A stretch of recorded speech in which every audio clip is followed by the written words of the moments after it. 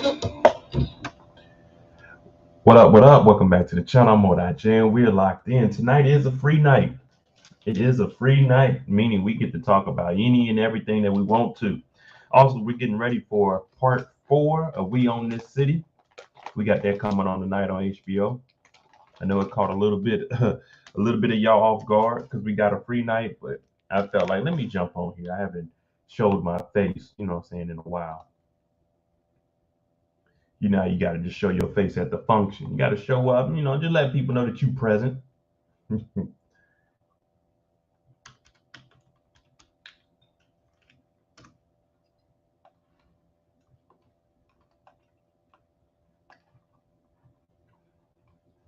got to bear with me eating some gummies.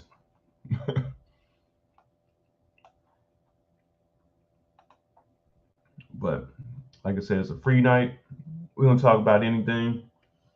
Basically waiting until We Own This City part 4 comes on so I can watch that. But we haven't been here in a while, so let's talk. What's up, Tracy? I got I got a new show on I'm not HBO, but on Netflix, The Lincoln Lawyer. Now it is a remake. The original one was in 2011 with Matthew McConaughey.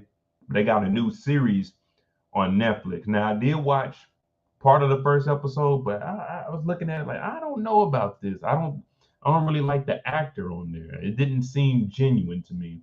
I was expecting it to be like a realistic and serious, but even though it's a drama, it don't really seem right. It don't seem like it's gonna be believable.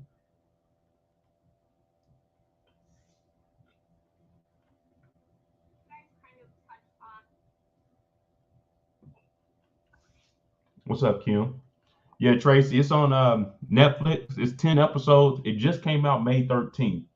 So I may watch it and I might break it down. I seen the original Lincoln Lawyer. Let me finish these damn gummies.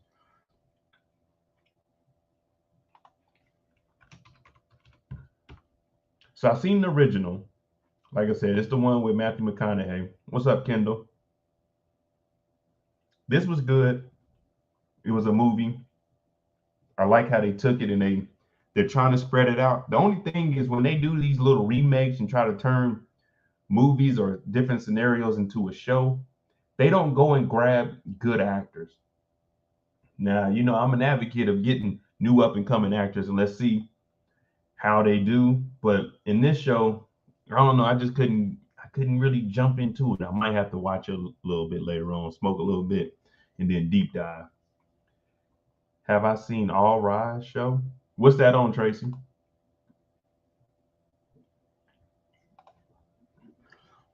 All Rise show. What's up, Renee? I never had a chat on Force finale. I mean, we can talk about it tonight. It's a free show. I was in I was in London when the finale came out, so I couldn't do no lives on there. If I did, it wouldn't have been that good because I wouldn't have had any slideshows or anything, and it would mainly just be my voice because my camera don't really work that good on my damn laptop. So I got to upgrade that definitely. But we'll see how it is. Let me see. Arise. You said it's called All Rise.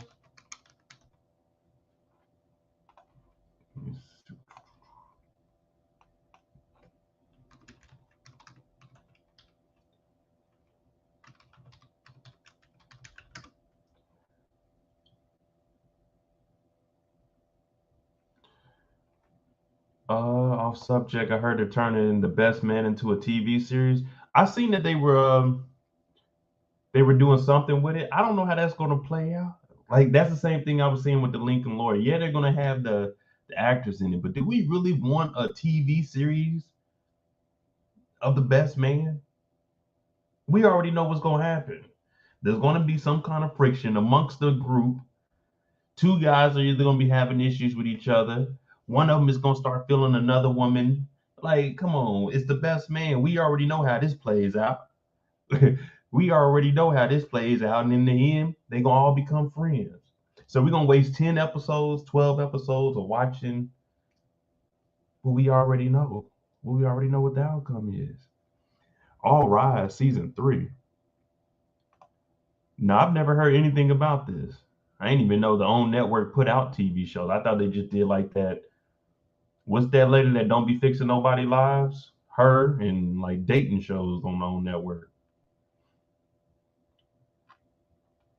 Watch a lot of legal dramas, but this one by far my all-time favorite. A look inside the chaotic, hopeful, and sometimes absurd lives of judges, prosecutors, and public defenders as they work with bailiffs, clerks, and cops to get justice for the people of LA amidst a flawed legal process.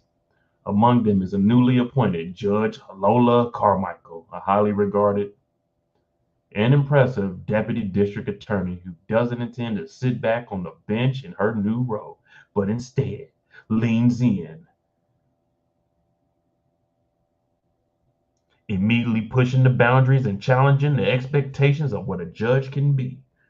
Order in the court. What up, Chrissy? What up? Yeah, I didn't even know anything about this. I would be interested in it. Do they go into like personal lives or is it all court based? Because that's something for me. I don't need to see your personal life unless it pertains to like how your work is at, you know what I'm saying, how it rolls over to your work. That's one thing I like about we own this city. We don't get too much of the personal life. It all pertains to what was going on in that case. I got Officer Herschel's video done. That will be dropping on Wednesday. And I gotta finish what's the last guy? Aller, Sergeant Aller. So Herschel should be on Wednesday, and then Allers will probably drop on Friday. I just finished from all my trips. I finally went through. I put together one of them. It's about a 12-minute vlog of me in Greece, in Moedotj, Greece. So I'll have that coming up probably Tuesday. I will have my travel channel coming up, Travel Mo. You know what I'm saying? Just working on the logo. You know what I'm saying? We're gonna drop some stuff on there also.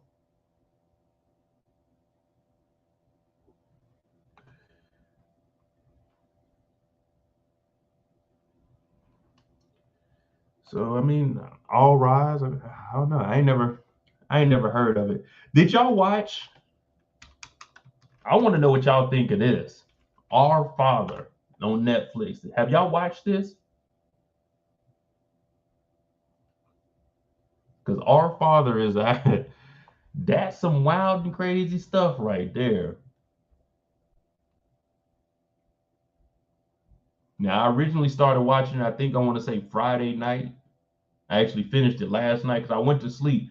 You know when you put on a show, you put on the show when you get ready to go to sleep. But I was asleep. I lifted the covers. I was like, damn, what the hell is this? I turned over. I was watching it for a little. I said, damn, this is good. About 3 in the morning. I said, oh no, let me go to sleep. So I finally finished it last night. Man, so basically, what this show is about? Yeah, this is a real story, and they actually get some of the children of this man because he was impregnating women with his semen. He was the doctor. So, like, you would go in with your husband, they would get rid of that semen, and then he would put his in, like, and then he would impregnate it. He got almost 100 children. It's like 91 or something like that. Y'all need to watch that on Netflix. That shit's crazy. And they didn't even get that man. I ain't gonna spoil it for y'all, but just watch it. Our Father on Netflix is wild. Like, because a lot of these people came from the same little town outside of Indianapolis. So when you think about it, when you live in a small city, you're not expecting you're expecting to know everybody that's your family member. But on like here, when they breaking it down, it's a small town. So you may pass somebody, they could potentially be your sibling. You gotta watch it, man. This dude was on some next level dumb shit. They should have locked him up for life though. Yeah, this is a true story. This is a true story. Y'all gotta watch it. If you got about an hour and a half, 2 hours of your time, you gonna watch it. And you like, damn, this is some sick stuff. And people start finding out. Now I did ancestry.com, and let me tell y'all, I was a little upset because my ancestry says I'm like 30% Irish, well, from Ireland. And I looked at that and said, ain't no way. And said, ain't no way. Matter of fact, I'm gonna log into ancestry.com one day and I'm gonna show y'all what my stuff was. But this is like 2 or 3 years ago. Hopefully, I got more blackness in me, so that 31% went down to like 25, maybe. Yeah, I did that. So people were doing ancestry.com, and when you submit your DNA, I know people, oh, I'm not submitting my DNA, it's gonna be in the record. Man, they got your DNA everywhere you go. When you get your blood drawn, all they gotta do is go to the hospital. If the feds want it, they're gonna get that DNA. But it is what it is. And all they gotta do is just go in your trash can. They're gonna get your DNA however they want. But with this guy, he originally started off by telling the people that, hey, it might be like, say maybe 10, no more than 10. And then the numbers just keep going up. Matter of fact, I'm gonna read this for you. I was thinking about breaking it down, but I don't know how I can break down a documentary for y'all. Because I mean they do have reenactments of it. It's a pretty good show. But you in the town and you go into the store. Oh, hey Kelly, let me get that hen dog. If I'm gonna get some Skittles also, let me get oh, I do want some chips. You in there, you trying to get your groceries. You go put your ancestry.com in, and it pops up. You may have a new family member. You look, wait a minute, Kelly, okay, it says her name is Kelly Shelton. Let me go down to the grocery. Hey, Kelly, what's your last name? Shelton. Wait, have you checked your ancestry.com? Because it said that you may be a close relative to me. Like, who's your mama? Who's your daddy? Well, you ain't my cousin. Let me go. Matter of fact, let me do some research. Hey, did your mom did she go to this clinic? Where is this guy? She's like, yeah, she actually did. Now, some of these kids didn't even know. They didn't even know that their mothers went to have these procedures done to them. So this whole time, there's some fathers on here that are finding out 30 years later that this kid isn't actually theirs. It's actually the doctor's. Like he was inseminated. Oh man, it's wild. All right, let me see something. Imagine waking up one day and realizing that the person you have been calling your father is not your real father. 94 people in USA's Indiana state almost have an identity crisis when they got to know that the fertility doctor, Dr. Donald Klein, was their biological father. Our Father, a 1.5 hour long Netflix documentary by Lucille Jordan, is based on a true and harrowing story of how a fertility specialist in the 1970s and 80s inseminated dozens of presidents with his own sperm without their knowledge or consent. This documentary is most parts in like an investigation of Klein's children looking for their half siblings and uh, trying to prosecute the doctor in a state where there is no law for this kind of crime. Yeah, there is a law for that. It's called rape. Now I know he was just inseminating them, but yeah, man, that was without their consent. There's no like. That's why I didn't want to spoil it to you. But if you watch at the end what they did to him, because there's no law for this crime, it's ridiculous.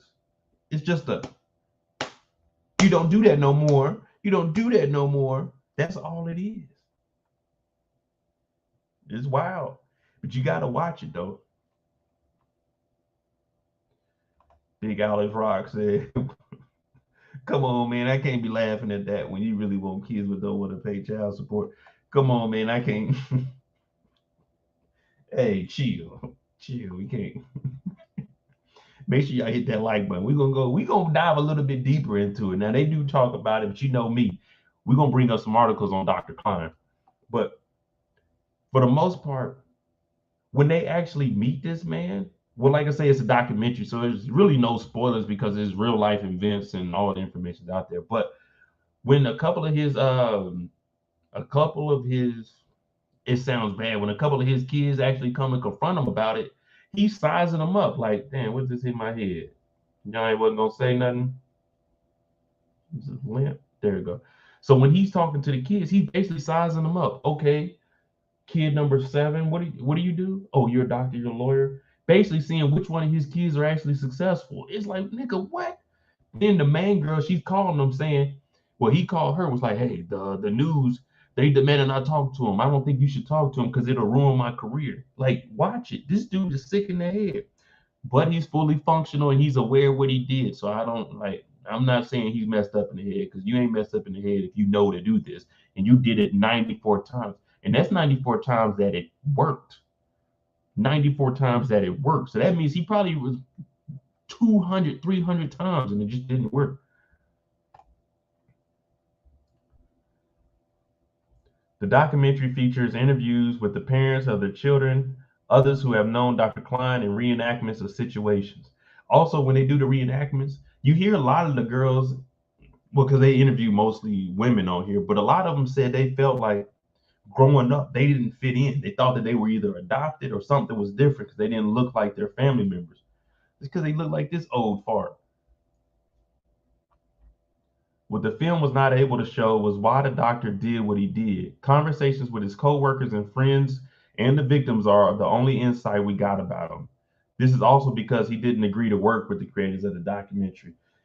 So they have a fake him, but they actually have a couple of his co-workers, and they were saying they wouldn't expect anything like this from him. But when they go into details, like he was in the next room doing what he had to do before he came in the room with you. And basically, when you submitted your sample, as a man would go in there and submit your sample, they would take that thing, throw that shit out, and he'd go bring his in there. Like, man. And you know, back then, like, they wasn't freezing it. It wasn't on ice or anything back then. It had to be, hey, we got to do this right now. So he would go in the other room, get off, and come back in the room. Like, nigga. The film gives some hints on why Salim made. Let me zoom this shit in.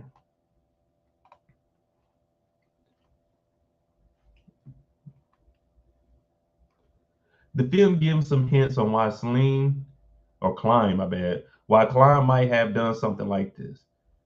Like in one of the scenes, it was shown that maybe this was an attempt by Freak to make amends for a road accident where a little girl was killed by him. The documentary also shows his links with Christian cult called Quiverful, which sees large families as a blessing from God, but it never established if he was really a part of the group. My thing is, if there was a little girl that was killed by you, why would you want more yous? We don't need more yous. Now we got 94 yous out here. You killed a kid. That couldn't have been one of the reasons why he did this silly shit. That couldn't have been one of the reasons. Hey, y'all hit that like button for me. Come on, we can at least get 10 likes. I know it's a random live, but come on now. Y'all can do that for your boy. One of Freak's children in the film says that maybe he was trying to raise an Aryan clan where his white children with their blonde hair and blue eyes will grow up and hold powerful positions and jobs in the country. That might be when they did the reenactment of them sitting at the table. He was like sizing them up. That could be one of the things. Our father focuses more on the people who were the victims of the doctor rather than trying to explain a man's twisted mind or more sinister plot.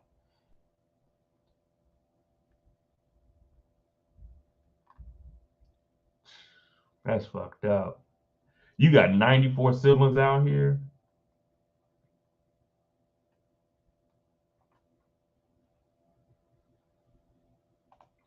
Yeah, Nick, you might be right. He probably did have a thrill out of that. And this is the 70s and 80s. So he was probably thinking, this ain't never going to come back on me. He didn't think that Ancestry.com or anything was about to pop up 23andMe or 23and1 or whatever the hell that thing is. He did not expect this to come back on him. The real star of the story is The real star of the story is a woman named Jacoba Ballard, or Ballard, however you want to pronounce it, whose DNA test led to all of these shocking revelations. Jacoba, who grew up suspected she was adopted because she was a blonde-haired, blue-eyed child in a family of brunettes, was told when she was 10 that her mother had used a sperm donor to conceive her. But later in life, when she took a DNA test, she found out that she had 7 half siblings. And that's just the people that actually took the test. Now, once this story gets spread out more, like I said, there's 94 confirmed kids. But once this thing gets spread out and people start hitting, it's probably going to be roughly 100, 120 maybe.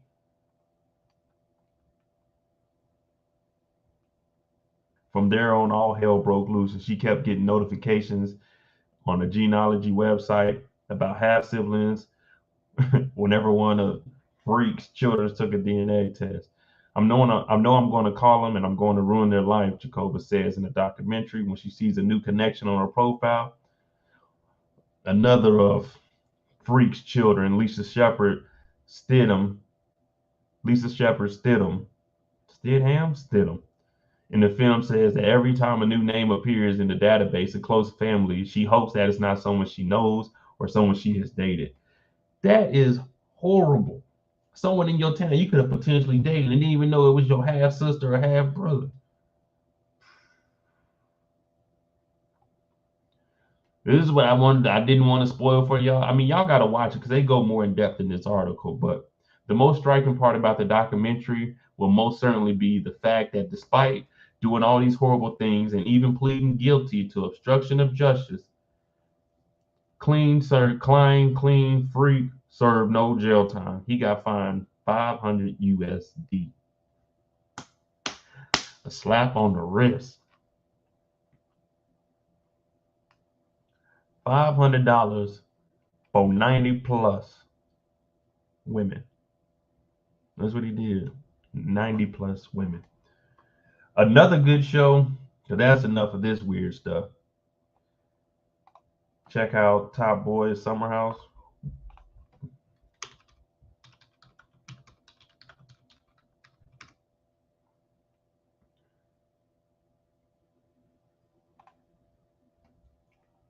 Long before its Netflix days, Top Boy was a Channel 4 show. They have rebranded the first 2 seasons as Top Boy. So I watched the first season of Top Boy, and then it was, it was too much time in between. And when you go over a year and a half, you lose interest with me. It's hard for me to go back. Like I need at least a year, no more than 2 years tops. So I mean, I'll probably check it out, but I don't know if I'm gonna follow through with it. Renee said, "Do they have a law now?" I don't think so. Let me.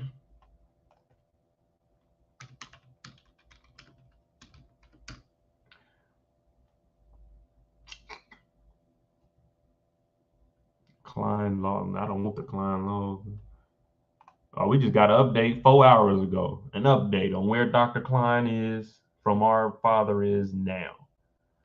We just want to know where is he at and is there a law for it? 90-minute long spirals, blah, blah, blah. The documentary appeared May 11th. Read to find out. Klein has a renowned fertility. Oh, he was. I thought it said he is. I would say, ain't no way. What up, Dre? What's going on, brother? What's going on, brother? He was a specialist back in the day. It was a relatively new skill as opposed to modern Jehovah ballot, blah, blah, blah. We know that. According, and all right, here we go. Where is he now? Was he convicted of any crimes? When Matt White, another Klein biological children, and a bunch of half siblings confronted him in 2016, he admitted to having used his own sperm to impregnate his patients. But sensing an ambiguous lack of repentance on Klein's end, they decided to file a complaint with the Indiana attorney, which is helpful, blah, blah, blah, which was easily disproved when his DNA sample returned a match for multiple victims. Unfortunately, he wasn't charged with the R word or battery by bodily waste. And Indiana law considers it a criminal offense only if it's carried out in a rude, insolent, or angry manner. So there is no law. There is no law unless it's carried out in a rude or angry manner. I'm angry. Like what?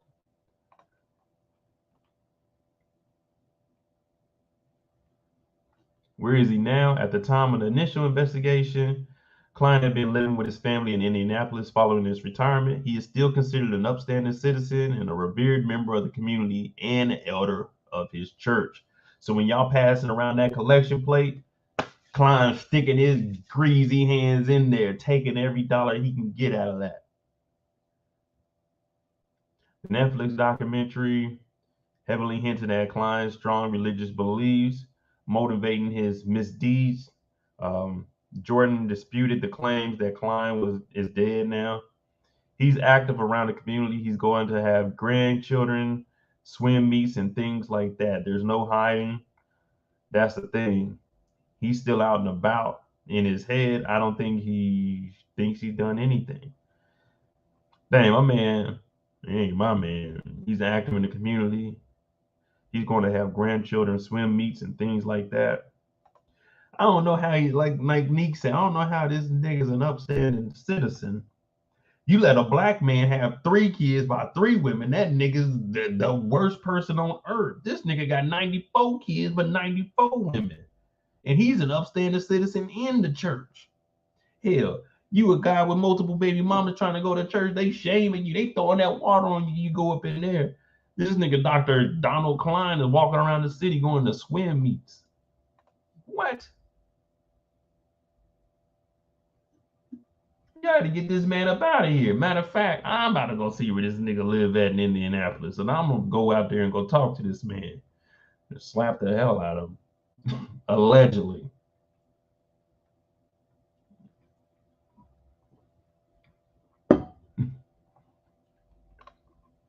Big Alice Rock said, "Let a black man do this." You let anybody do this now, they about to get hemmed up. But yeah, if a black man did this, oh shit, he wouldn't even made it to like number 2. He may have got like 3 or 4 done, but by the time he got to 5, they on his ass against the wall, turned around, face against that thing, just like they on your ass, and he probably ain't gonna make it. He probably ain't even gonna make it in prison.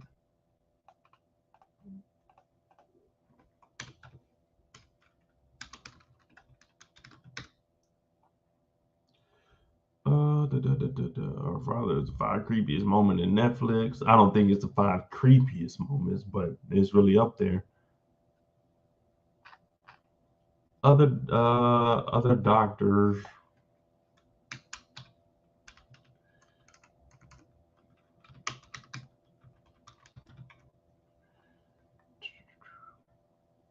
I don't know. I can't even find that. And our father got the game sold up on the search bar.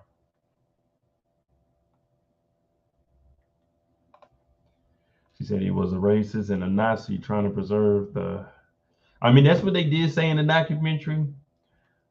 Shit, I don't know what this dude, man. He couldn't have thought his weak ass was about to save any kind of race. But come on, man. They take the cream of the crop. Now he did say we're using students, like there's students, and basically I wouldn't even call them test subjects, but he had volunteers. But he said, "Oh, we were busy that day; they couldn't come in." I'm not, man. No, nah, I can't even. Like, I wouldn't even donate mine. Like, I need to know all them little nigglets. They need to know who Pops is. They need to all be here. So when I do have kids, y'all gonna hear them running around in the background because it ain't gonna be, hey, sit down. We on live. Yeah, we on live. This right here is gonna put a roof over y'all head. Suppose those kids would meet, married, then had kids, then found out they were siblings. That's what they say in the documentary. When you watch it, they were saying just random people you walk by. She said one of the chicks that she knew, she had seen her in the town. They knew each other. It turned out they were sisters. Wow, that's wild. But it's definitely a good show to watch. You know what I'm saying? That's something that I had to watch. You know what I'm saying? I seen that. I said, damn, let me watch this. Let me see what's really going on in the neighborhood.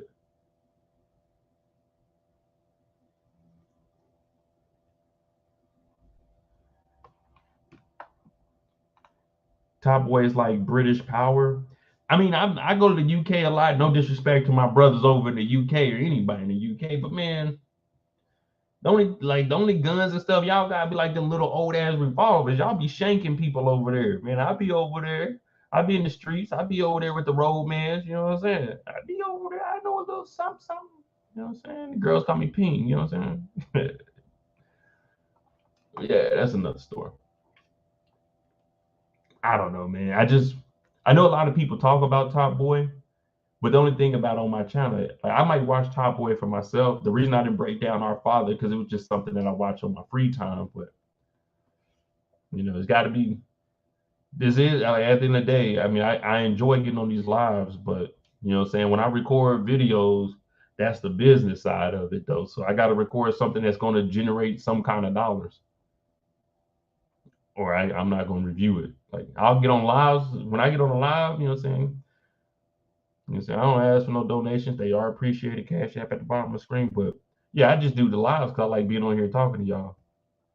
But if I'm recording, if I'm sitting down here by myself drinking and about to record a show, oh, it got to be something I know people gonna watch. Or if I hadn't already started it, then it's like, oh well. Yeah, I've been keeping up with the playoffs. I'm very, very happy that C-Bum 3 got kicked out, but I'd rather the Phoenix Suns beat the Mavs because I don't want to hear nothing about Luka. Oh, he went to the Western Conference Final. Yeah, well, he played the sorry-ass Jazz, and we all knew that the Suns were bums. If you go back and watch my winning time breakdowns, you can see the lives where I was calling Chris Paul and all them niggas out in Phoenix. So we already knew that they were some pretenders because they didn't beat no healthy team last year. Jokes, get them out of here. Luka exposed Chris Paul. Pat Bev got on TV, talked that shit today. I appreciate that. Boston, they won. It would have been a different series if they would have had Middleton. I think it would have been a little bit closer. Could have went either way, but that's a good one. I think the Heat's going to win in 7. Warriors are going to probably win in 6. And then the Warriors are going to dominate. We're going to get 4. When I say we, it's because I live in the Bay. Correction, CP3 was a superstar. CP3 is washed. Washed. When I go in that bathroom and that hamper that's in there, and I bring that hamper out and go do my laundry, pick Chris Paul little ass up, put his ass in that washing machine. He washed. He washed. Yeah. What happened last night? They had the point guard on their team. And if you follow me on Instagram,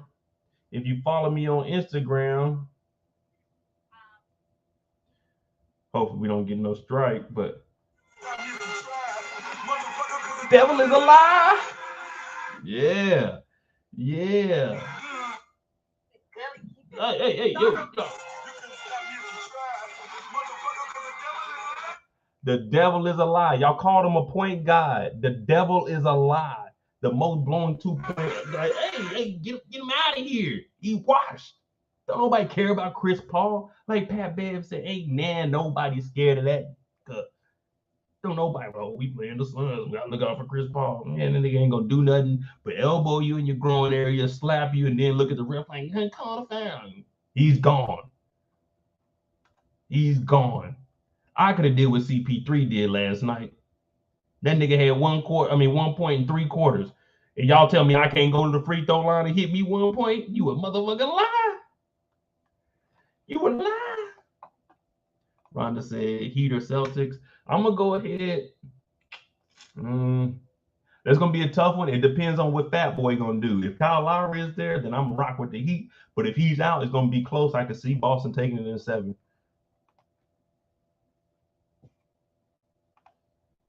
CP3 won 3 games. Yeah, well, he lost last night. Them other 3 games don't even matter because he lost last night. Oh, and the game before that, matter of fact, let's break it down. This man, CP3, made 18 shots and had 18 turnovers in the last, 3 games? 3 games or 4 games? I don't want to hear nothing about no point guard. The nigga's washed. He thought he was going to go out there with that young team. They were going to carry him to a victory. No, sir, you ain't worthy of a ring. Take your ass home. Nah, Luka ain't getting no ring this year. Luka cries too much. Foul.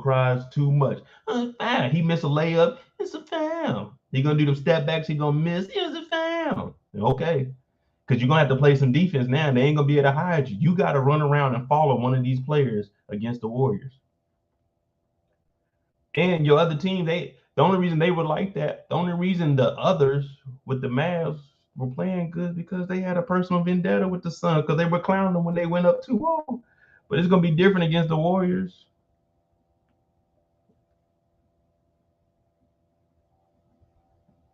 But that's neither here or there. If y'all hit the Cashapp, I'll go to one of the games and I'll live stream it.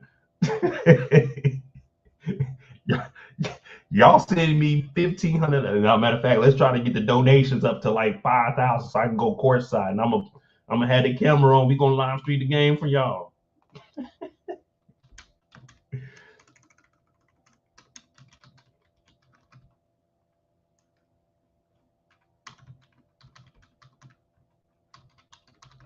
And y'all know me, we with it.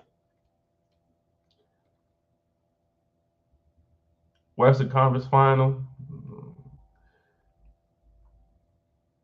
No, we don't want the road games. We want the home games.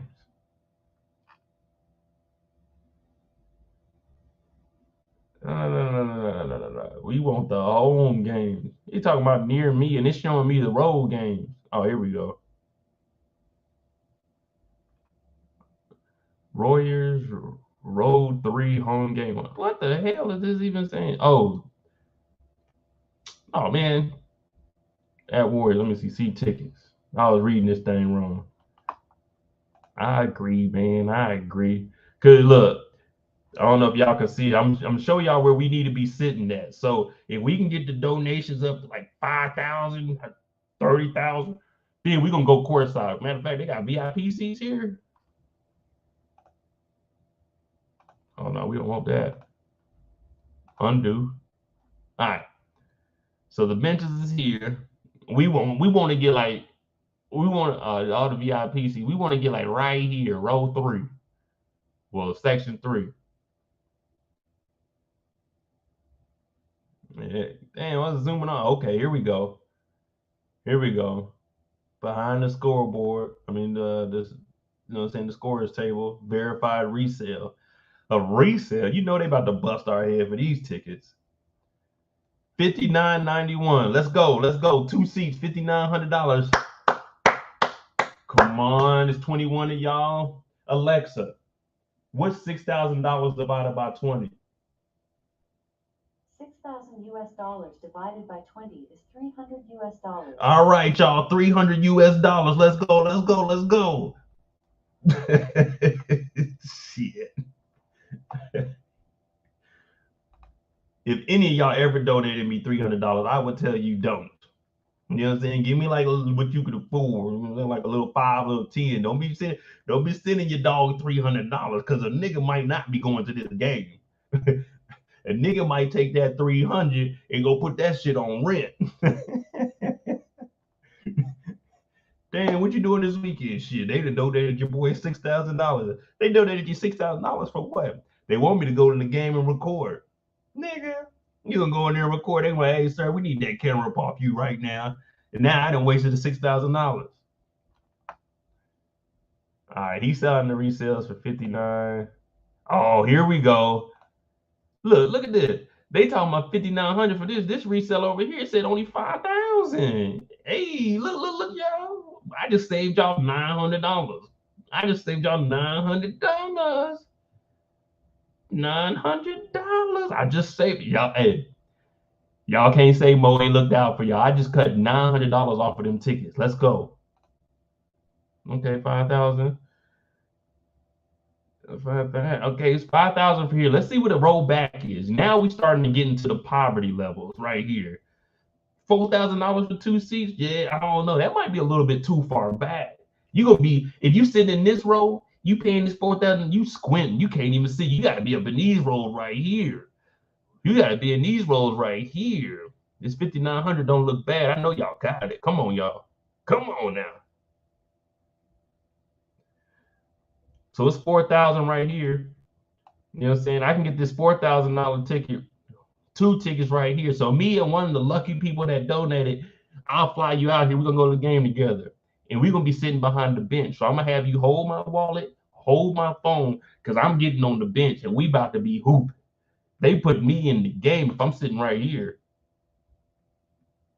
$4,000. 4,200.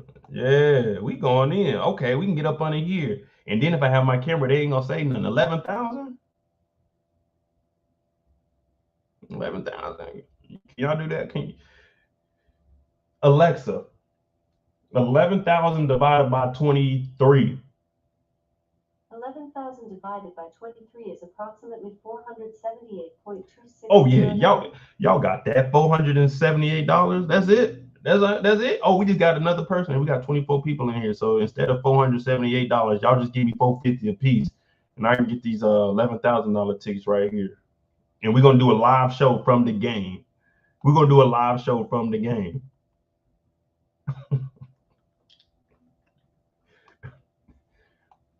And that's just game 1. So we gonna need tickets for game 2, game 5, 6, and 7 if it goes that far. So whatever y'all need to do to come up with that, because you don't need to send me the money for all the tickets for each game. Y'all just send me the $475 for game 1. Then we can work on game 2. You know what I'm saying? If we see that it's going good, then we come back and we recollect for game 2. And then you know work with your boy.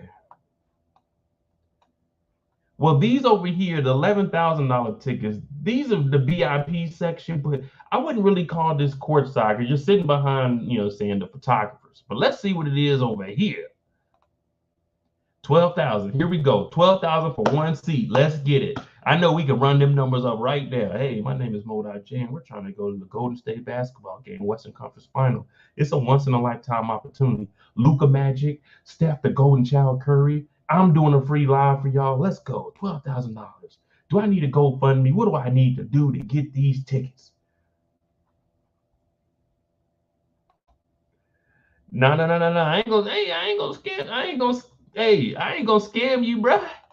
I ain't gonna $12,000.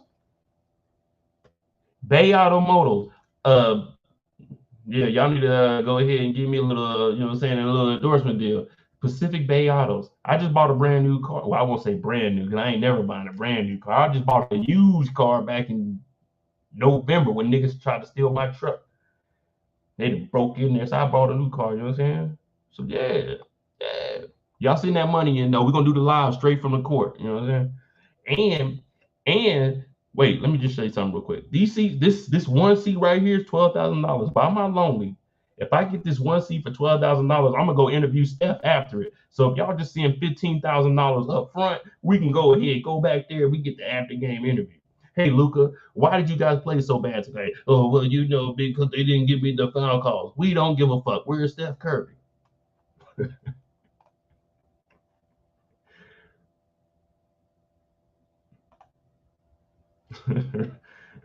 Renee said you need to ask some more people. Hey, this is the people. This is y'all what we got 22. It's a random live. We ain't got no show to talk about. Y'all know during the week the lives be dead. Well, I won't say dead. They just be a little lower because we ain't really talking about much. But you know what I'm saying? I know y'all got me. Oh, this is how y'all gonna do me. I get on here. I do 3-hour lives, sometimes 4 hours. Y'all want me to put the filter on where I take it off of $12,000. Okay, oh God, I'd go into the poverty levels. Come on, 450. Let's see where this is at. Hell no, I can't see shit from here. Look at this shit. This is where y'all want me to be sitting at? $200? This is where y'all want me sitting at? I thought y'all loved me. Y'all want me up here? Y'all want me up here? If I stand up, I might fall down this motherfucker. This is a potential health hazard right here. This is where y'all want me sitting at? Look at this seat. This seat dirty. Look at the back of it. Seat all dirty. Somebody done put their sweaty, greasy head on the back of here. This is where y'all want me to sit at? This is where y'all want me to sit at? I have bigger aspirations in life. I'm supposed to be down here. I'm supposed to be down here. Come on. I'm supposed to be down here. Matter of fact, I don't think y'all understand what I'm talking about. I'm supposed to be down here. Y'all want me up here?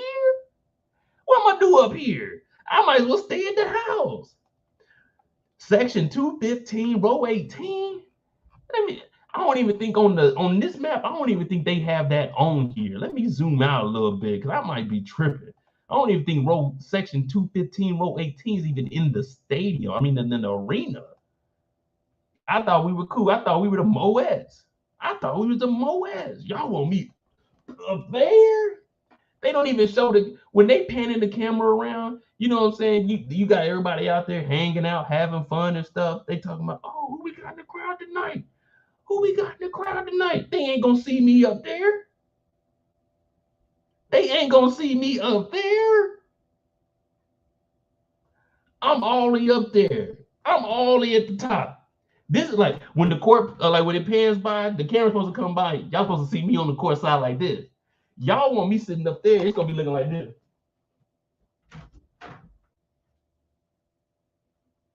Hey, y'all see me? Hey, y'all see me? They were like, damn, where Mo at? That nigga way up there. That nigga way up there. That's where y'all want me. That's where they want me at. They said, Mo, we don't want to see you win. You don't deserve courtside. I said, what? I don't deserve courtside.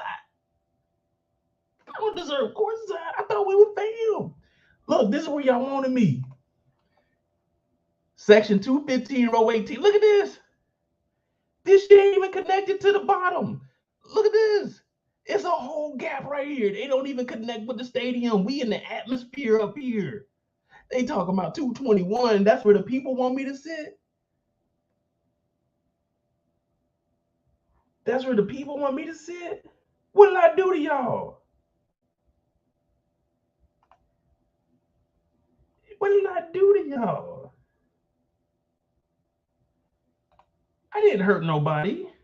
I didn't try to offend anybody. Why I gotta sit all the way up in 215? Look at this. You got the court down here, 21, 22, 9, 10, 2, 3, 4, 5. All of this is connected to the court.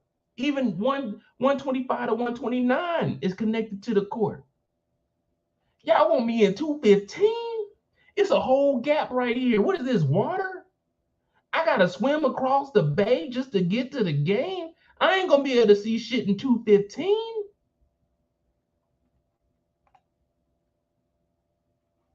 Come on, y'all.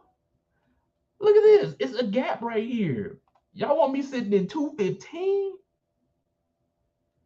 Somebody see me out there, Mo, what you doing way up there? I'm like, man, the Moedotj ain't fuck with your boy.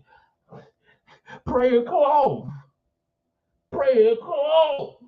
Dear basketball guys. Dear CP3, the point guard. Give me some tickets to a Western Conference Finals, which you couldn't get to. I pray, my brother. You ain't got nothing but free time. I pray that you send me some tickets so I can be courtside watching Steph Curry, who is 10 times better than you'll ever be. How are you a point guard and you got killed? Guys just don't die. They rule. They conquer. And Luka Magic terrorized you, and I'm trying to get tickets, but they want me in 215. They want me in 215. Ain't nothing I can do up there. 215, you don't get access to nachos. 215, you don't get access to beer, to liquor. 215, you don't even get water. When you sit in section 215, what they give you is a bag of salty peanuts and sit your salty ass up there and shut up and don't cheer for either team. That's what they do in 215. And that's where y'all want me to go? That's what y'all doing for me? I ain't never asked for nothing. Just one courtside seat. And if they win, let's get another courtside seat. That's all, just 2 courtside seats up front. And then if they go to a game 5, then I ask for those tickets too. That's all I'm asking for. Let me get off of this because this 215, I'm getting dizzy just thinking about how high that is. Sheesh. I'm over here lightheaded like, God damn, 215. Hope they got an elevator up there because, geez, I'm not trying to hit those stairs. Nah, I'm just fucking with y'all, man. There's nothing wrong with sitting in 215, man. There's nothing wrong with sitting in 215. When I be getting my bet ticks, well, of course, I mean Warriors games, they be sold out for the most part. But when I was getting bet ticks down in Phoenix, it wasn't that bad. They give you some good seats. You might be in like the 115 area here, but it is what it is. You know that. You know that. I ain't asked for much. I ain't asked for much at all. Just one seat. Just one seat, y'all. Yeah, one seat was a little bit expensive, but you know, I wasn't asking for the $12,000 seat. I was asking for the 11,000, and I even asked for the 5,000. But hey, y'all wanted me up in 115, 250. Oh, 215. My bad. That's 2 levels up.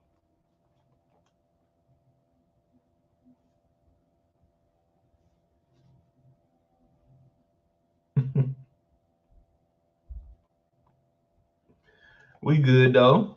What up, Lee? Oh, no, I'm not trying to guilt y'all, Nick. I'm just saying. What's the show you're saying? A show called Under the Bridge, Hulu?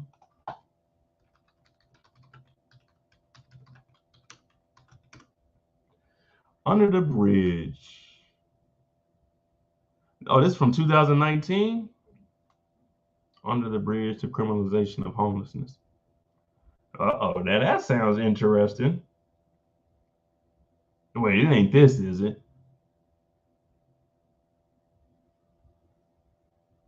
I was about to say, I know my Amazon ain't signed in on this computer. We do not buy anything off of this computer.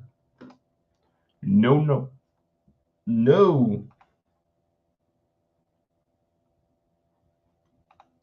Mozzie, there ain't no rich women.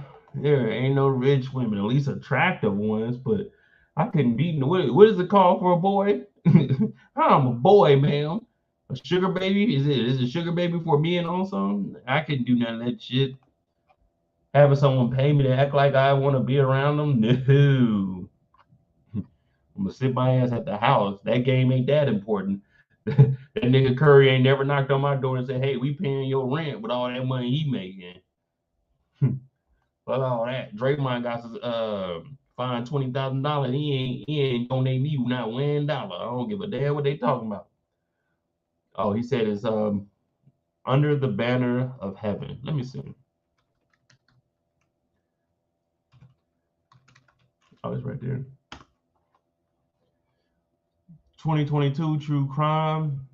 Episode 5 came out. When did this start? More episodes. When God was love.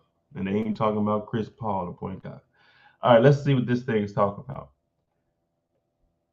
What is this? Some hillbilly stuff?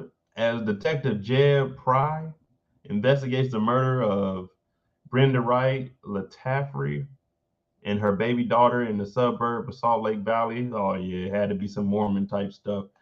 Anybody with the name Jeb, Jebediah, Bub, you know they about to be on some white people shit. He uncovers buried truths about the origins of LDS religion. What is LDS religion? Well, we about to find out. And the violent consequences of unyieldly faith. All right, it's a little bit of religion into it. All right, let's break this down then. Oh, Latter-day Saints. That's what LDS is. I thought it was about to be something we ain't know nothing about. Let me see what their beliefs are. Well, we're not gonna get into too much religion on here, but I knew they had to be like, I don't know about that, brother. I don't really, religion. I don't really talk too much about it because I don't want to offend anybody. Because I mean, I have my own beliefs. I do believe there's a higher power, but I won't go into detail of what my religion and everything is. But yeah, I don't really get into too much religion just because, you know, some people get offended by it. You can't joke around about nothing. I mean, I did joke around with Chris Paul being a point guy, but when I talk about like basketball guys and things, I put those equivalent to like mythological guys like Zeus and all of them. None of them were real, so that's a whole different thing. But I might check it out. I'm not against anything, man. I watch the weirdest stuff, but I don't mind.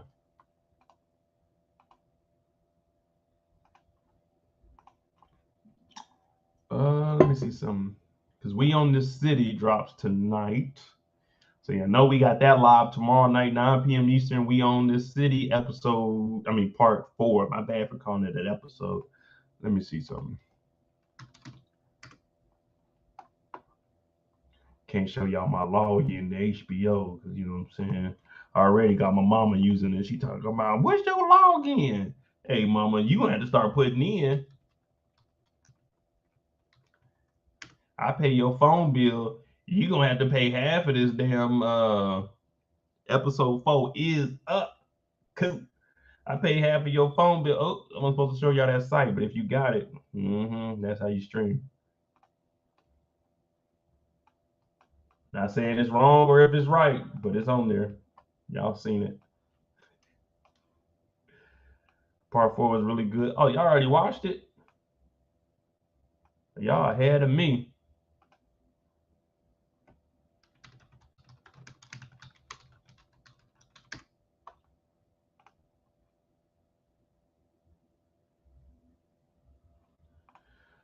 Play for keeps. Yeah, Our Father. We talked about that actually in the very, very beginning. That was the first thing we actually talked about.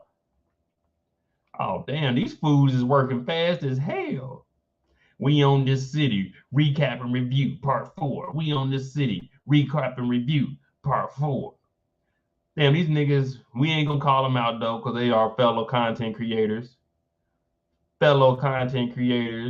But ain't nobody changing up their titles. They just going to whoever got the most views and putting the same thing on there. We see y'all. This brother good right here, Just My Opinion Reviews. He does a good job on his shows. These gentlemen, the Big Gold Belt Media, I watched them. I don't know who this guy is down here. One Mike. I'm gonna check him out though. Give him a watch and a like. That's what we don't do. We don't hate over here. We show love. Even if we don't get it back.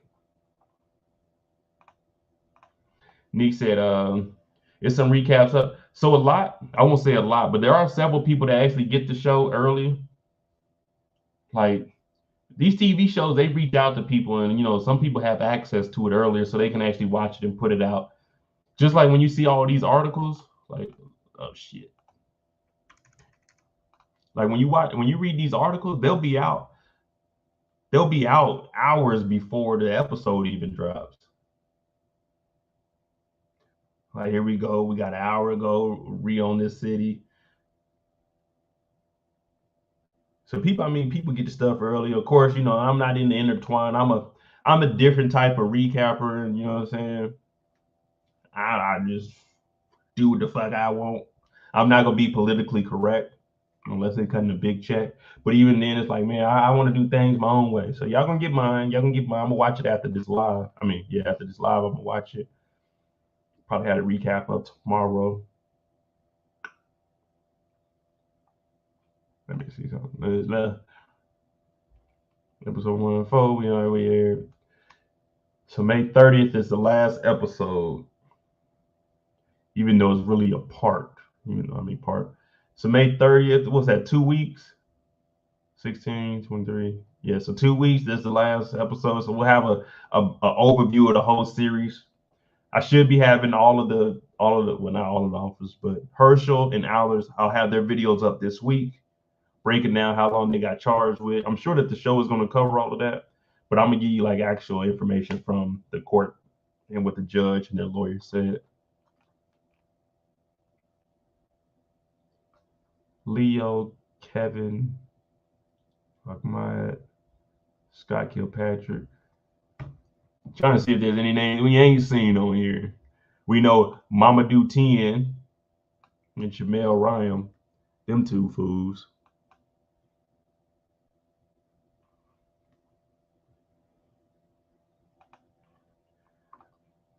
The fall.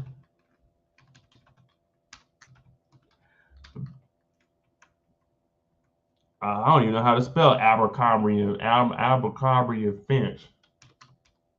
No, we gonna see. Is it Abercrombie and Finch? What the hell is it? Oh, Abercrombie and Finch. This was actually a good show too. Now, I love corrupt things like that. Like I say, one of my favorite shows that I can binge watch no matter what is American Greed. The Fall. Like American Greed is my favorite thing to watch. Basically, watching all of these rich corporations or people scam and do stuff. I like watching people. It sounds weird, but I like watching people do illegal stuff so I can see what they did wrong, and then I don't know, I can relate it to other shows that we be watching. But what happened to Abercrombie and Finch, The Rise and Fall? This was actually a good documentary, also. Now, of course, I didn't wear this shit. Like when we grew up, we only had one of them stores, and us Negroes didn't wear that shit. You go walk past this niggas in the in the window with no shirt on, like, hey, bro, we at the mall, man. We at the mall. You don't put some damn clothes on. They want to walk around the store with jeans on, no socks, no shirt. Hey, man, what's going on? Standing outside, like, hey, man, like, for real. For real, we are uncomfortable with that. If this was 2022 and Abercrombie and Finch was out, they wouldn't be able to do that. We'd be walking through the mall like, hey, bro, we are uncomfortable with that, man. You got to put a shirt on. You got to put a shirt on. This is making an uncomfortable environment in here. And what's that? I smell, I smell, I smell pussy.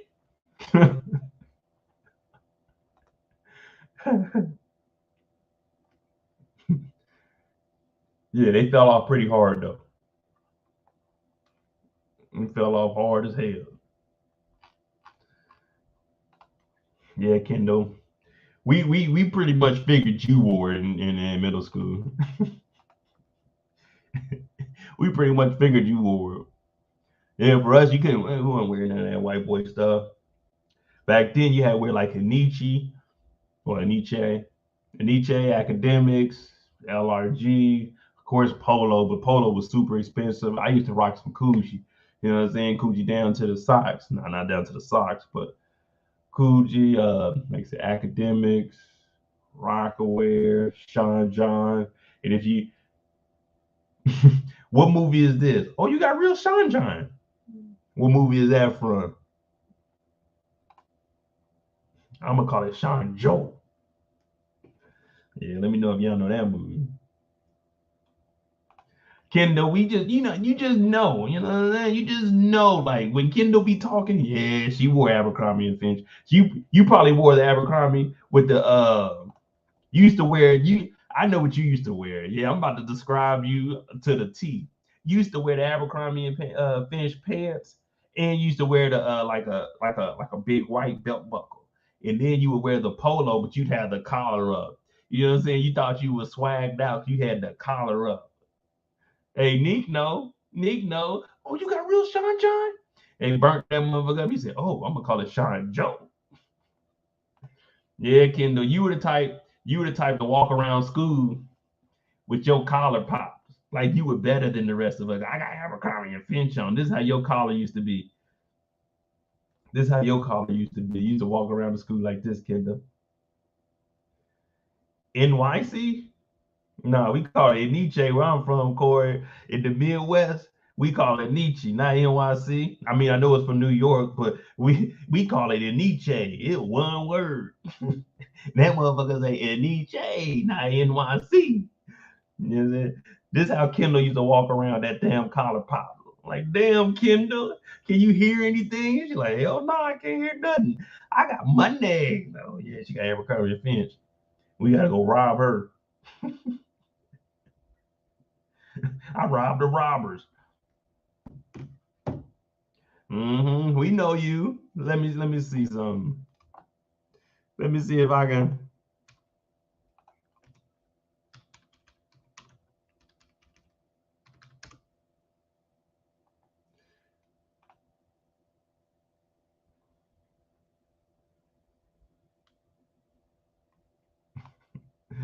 This is how Kendall used to go to school at Abercrombie and Finch.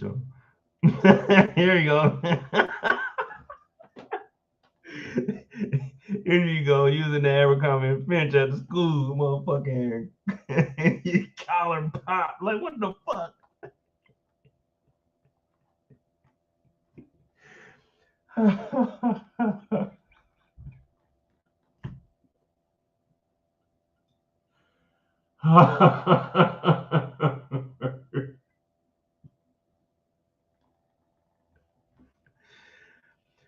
Oh, Kendall, my sister, man. Kendall know it's all love. Kendall be, hey, y'all don't understand the little war that me and Kendall have. It's a little inside joke that we have, but I'll put up something. Kendall low key be going in on me in the comments. Y'all don't understand what I deal with. Me and Kendall be commenting all the time. Kendall be going in on, oh, you didn't do this, you didn't do this, you didn't do this, and you do it like that. I'm like, damn, Kendall, chill, I got you. So it's only right I get even with Kendall. Kendall in class trying to whisper. They're like, Kendall, you back here talking? She talking about, how you gonna say that was me talking? You can't even see my lips. Like, Kendall, we can see all of that mouth sweat on that damn collar. We hear you back there, Kendall. Kendall getting ready for school. I'm gonna kill him with this one.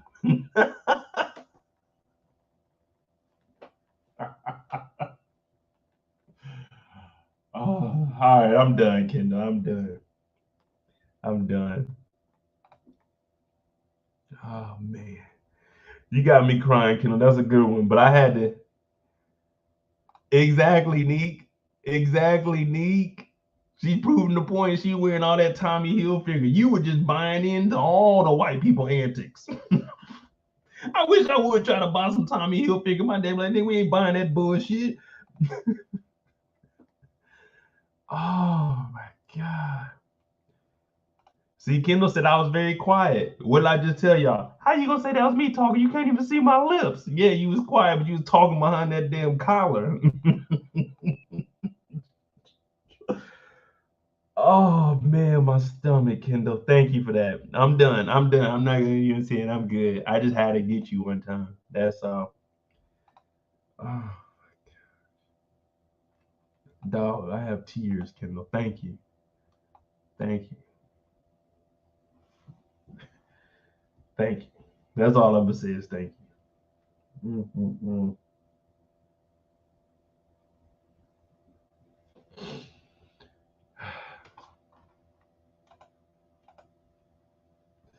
I admit I had a few Tommy Hilfiger because of Aaliyah. Nah, don't blame that on the late great Aaliyah. Don't blame that on her. Mm-mm. Aaliyah wasn't out buying Hilfiger. Hilfiger was sitting into Aaliyah. Y'all went out and bought that shit. Oh, mama, I want that new Hilfiger. Mama go in there, look at how much that Hilfiger costs. Mama talk about, hell no. See, y'all a little bit different than me. When I was growing up, like this, I think I already told y'all this. Like, it was a lot of us. It was what, 5 of us. So that's $500 worth of clothes that we had to buy for every school year in the state of Missouri. You know, you get that, what is it, the non-tax day? I don't know, because it's only for kids with no school tax or whatever it is. You go buy some clothes. We used to go out to Leavenworth. We used to go to the military base. You had $100. $100. And with that $100, you had to buy your school shit. Your shoes were separate. You gotta understand, clothes back then, you know what I'm saying? You get a t-shirt, $5, $10. You know what I'm saying? This is H&M finest right here, palm oak clothes, whatever the hell it is, a t-shirt, $5. But back then, you couldn't go to school with regular shit. You had to have the name brand stuff. You're gonna get clowned. But we only had $100 to your name. You had to make that shit work. You had to get you a couple of shirts, a couple pair of pants. Yeah. You had to make it work.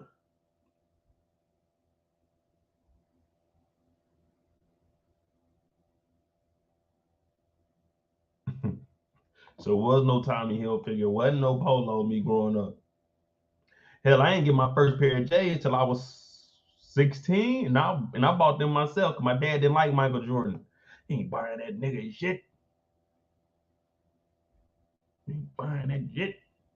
Yeah, I got my first pair of J's at 16 years old. So I was behind the power curve. I was just wearing like regular Nikes and shit.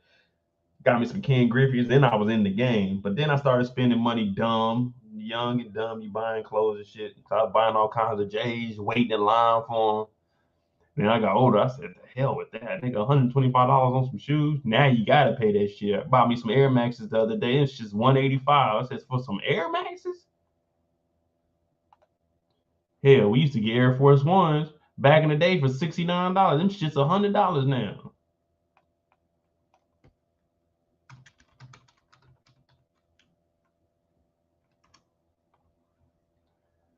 $100. You shitting me? You shitting me? You gonna see me pay $100 for some all white Air Forces? $100. Puma.com, about to go on there. Oh, these shoes are comfortable too. And they look good. I can pull these motherfuckers off. You know what I'm saying? Yeah, I can pull these off. $100 for some Air Forces. Shit.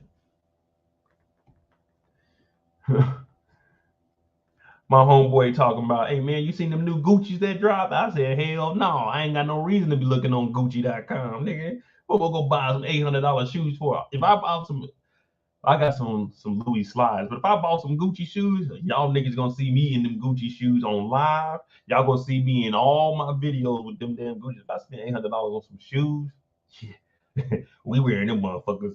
$800, we wearing it for 800 days. This day is gonna be beat. Riding the bike in them. We're gonna do all of that. We're gonna do all of that.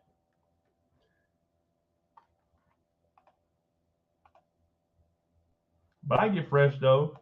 I get fresh, you know what I'm saying? When it comes to clothes, now that's different. I might spend a little bit on some clothes. But shoes, we ain't spending that much money on them. Yeah, Gucci don't like black people. Nike don't like black people. None of these companies like black people. They just profit off them. But we do it. We do it.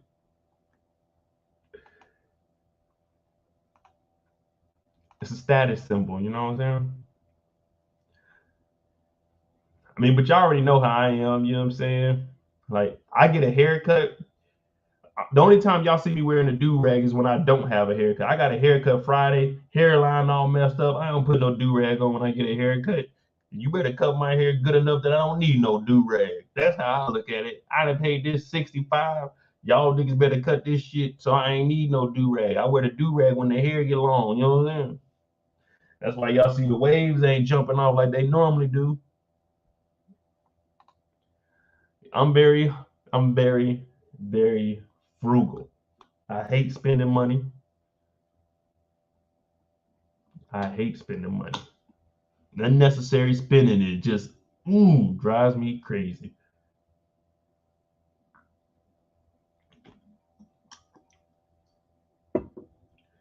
Yeah, but even with the GOAT app, and I'm sure Nike's about to get on the GOAT app too.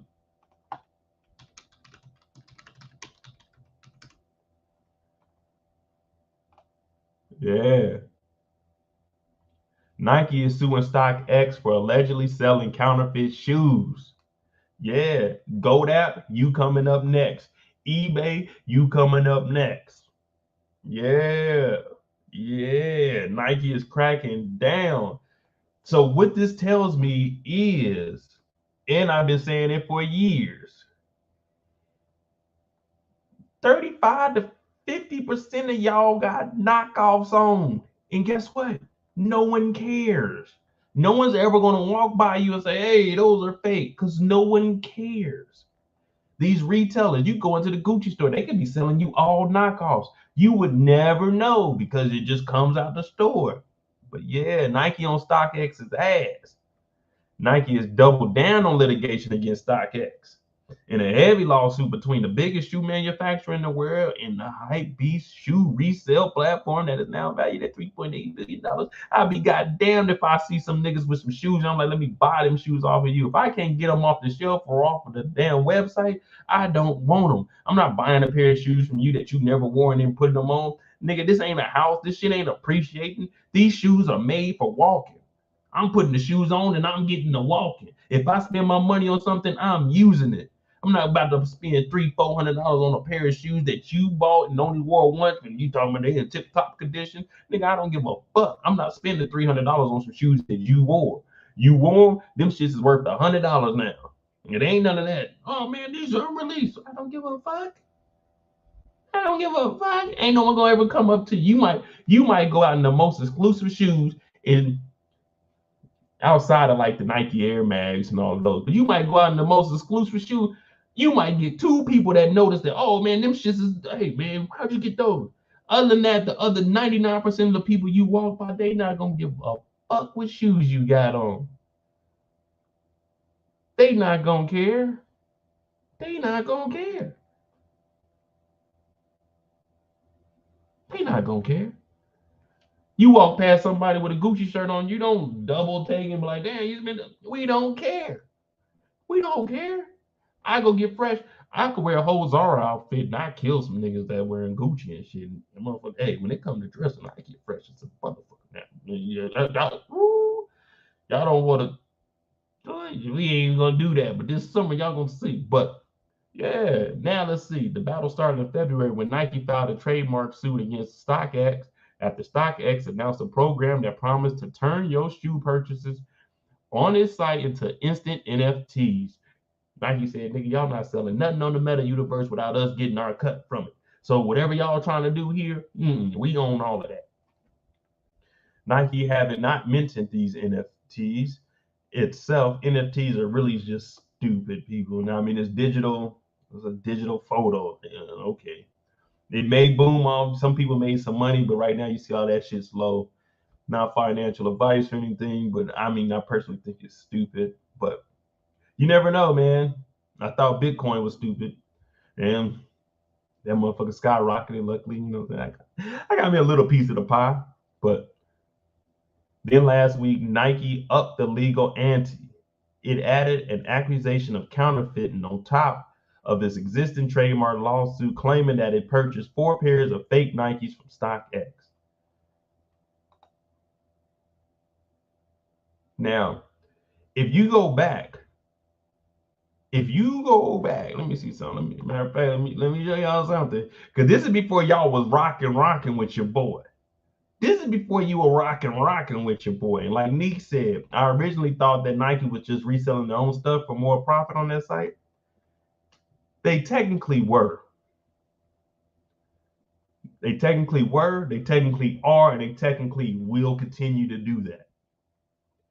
Well, when the whole thing broke out with the Nike exec and her son, you remember the son was using the back door and getting all the shoes before his mama got it?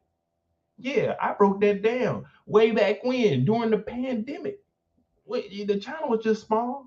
Wasn't nobody listening to the young black guy. Wasn't nobody listening to me, but I broke it down. Let me see something.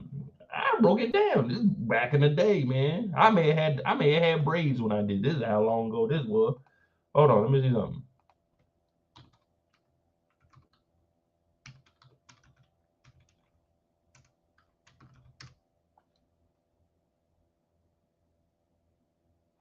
Oh yeah, here we go.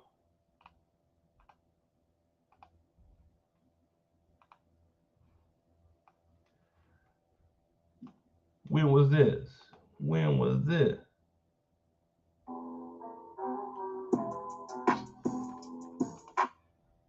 March 2nd, 2021. Now this, like I said, this is before the people rock with your boy. This is before the people rock. The quality is trash. But I broke this down back then.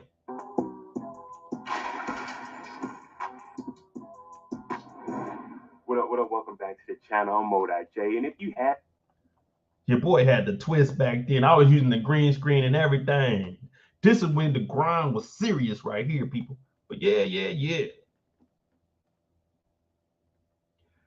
The Nike vice president stepped down because her son buys $200,000 worth of shoes on her card, backdooring it. So when you were wondering why you can't win nothing off the Nike app, her son bought all and everything and was reselling it.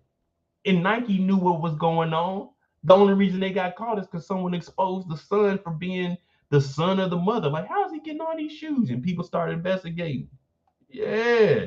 Haven't heard, Nike has fired the vice president. Now they say she resigned, but they was about to fire her ass. And if you don't know what's going on, the vice president of Nike has a son, and this kid has been using her name and credit card. When I tell you the shenanigans is at all-time high, this is what they mean. All right, let's just jump into this so we can break down exactly what's happening. Nike VP resigns after report ties to her sneaker resale business. Well, it's not her actual business. So she's the vice president of the Nike. All right. She has a credit card. Her son uses the credit card. He spends $100,000 on shoes. Can you believe that? $100,000 on his mom's credit card using her name, and he takes these shoes and resells it. Now, I know you all are sneaker heads and y'all on the sneakers app and y'all ain't getting none of the drops because of bots. Well, it ain't really that.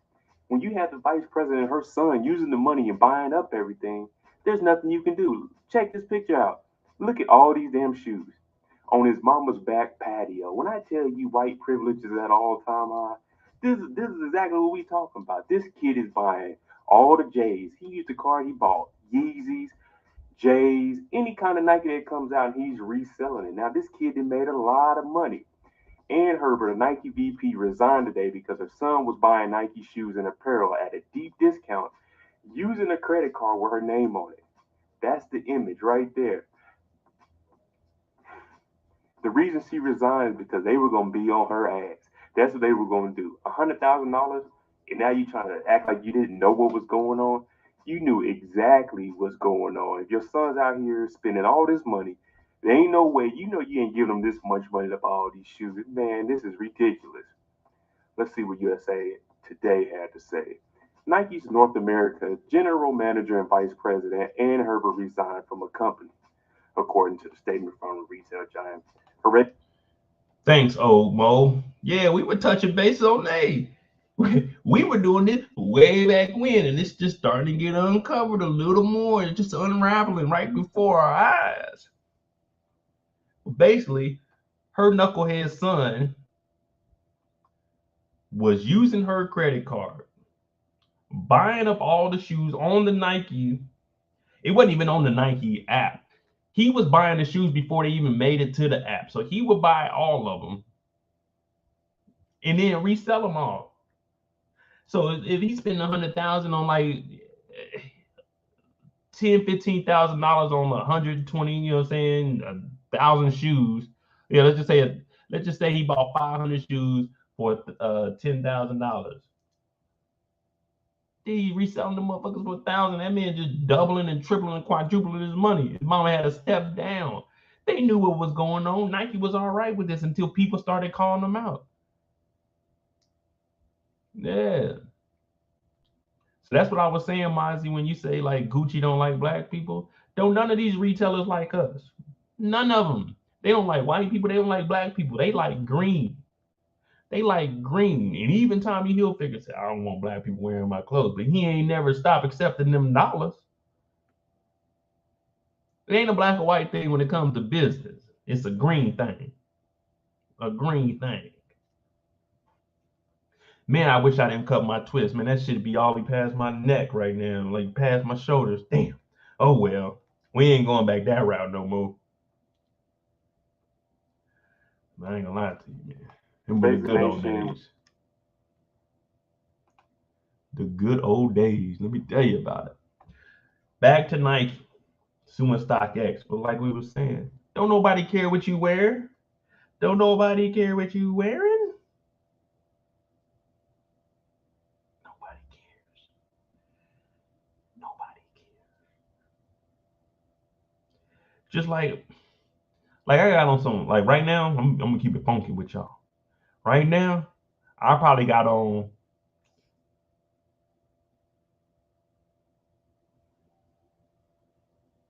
the most expensive thing that I got on right now is my drawers. And no one cares.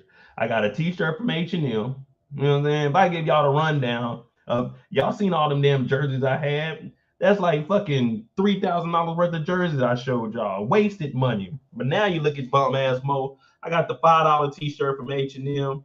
I got these basketball shorts. I bought these days. These Nike though. Let's not play. These Nike. I got these from the BX when I was over in Germany. I bought all three of them, the gray one, the red ones, and the black ones, because they was on sale for $9.99. I said, oh, you can't turn down Nike shorts for $9.99. Then I got on these Walmart socks. Now, these Walmart socks, I got a pack of 20 ankle socks. They black ankle socks. You know, you don't want your socks showing outside your shoe. You know what I'm saying? I'm gonna give y'all a little bit of pointers. But yeah, you don't want your socks showing outside the shoe. So I just spent 20 on that because I can walk around them in the house. And if I need to, I can hop in some shoes, just slide them on. Now, I do got Calvin Klein boxers on. That's why I said the most expensive thing I got on is my draw, because a pack of them was about 30. You know what I'm saying? That's more than my whole outfit. But guess what? No one cares. No one's ever like, hey, are them Calvin Klein draws? No one cares. Hey, are them Nike shorts? No one cares. Is that an H&M shirt? No one cares. So don't get caught up in all the hype, you know what I'm saying? Especially for the younger people. Who cares? Niggas gonna make fun of you for anything. You know what I'm saying? It ain't your clothes. Like, yeah, man, it's a shirt. It's the same cloth that you got on your back. It's just I paid less for mine and I kept more in my pocket. Yeah. That's all it is.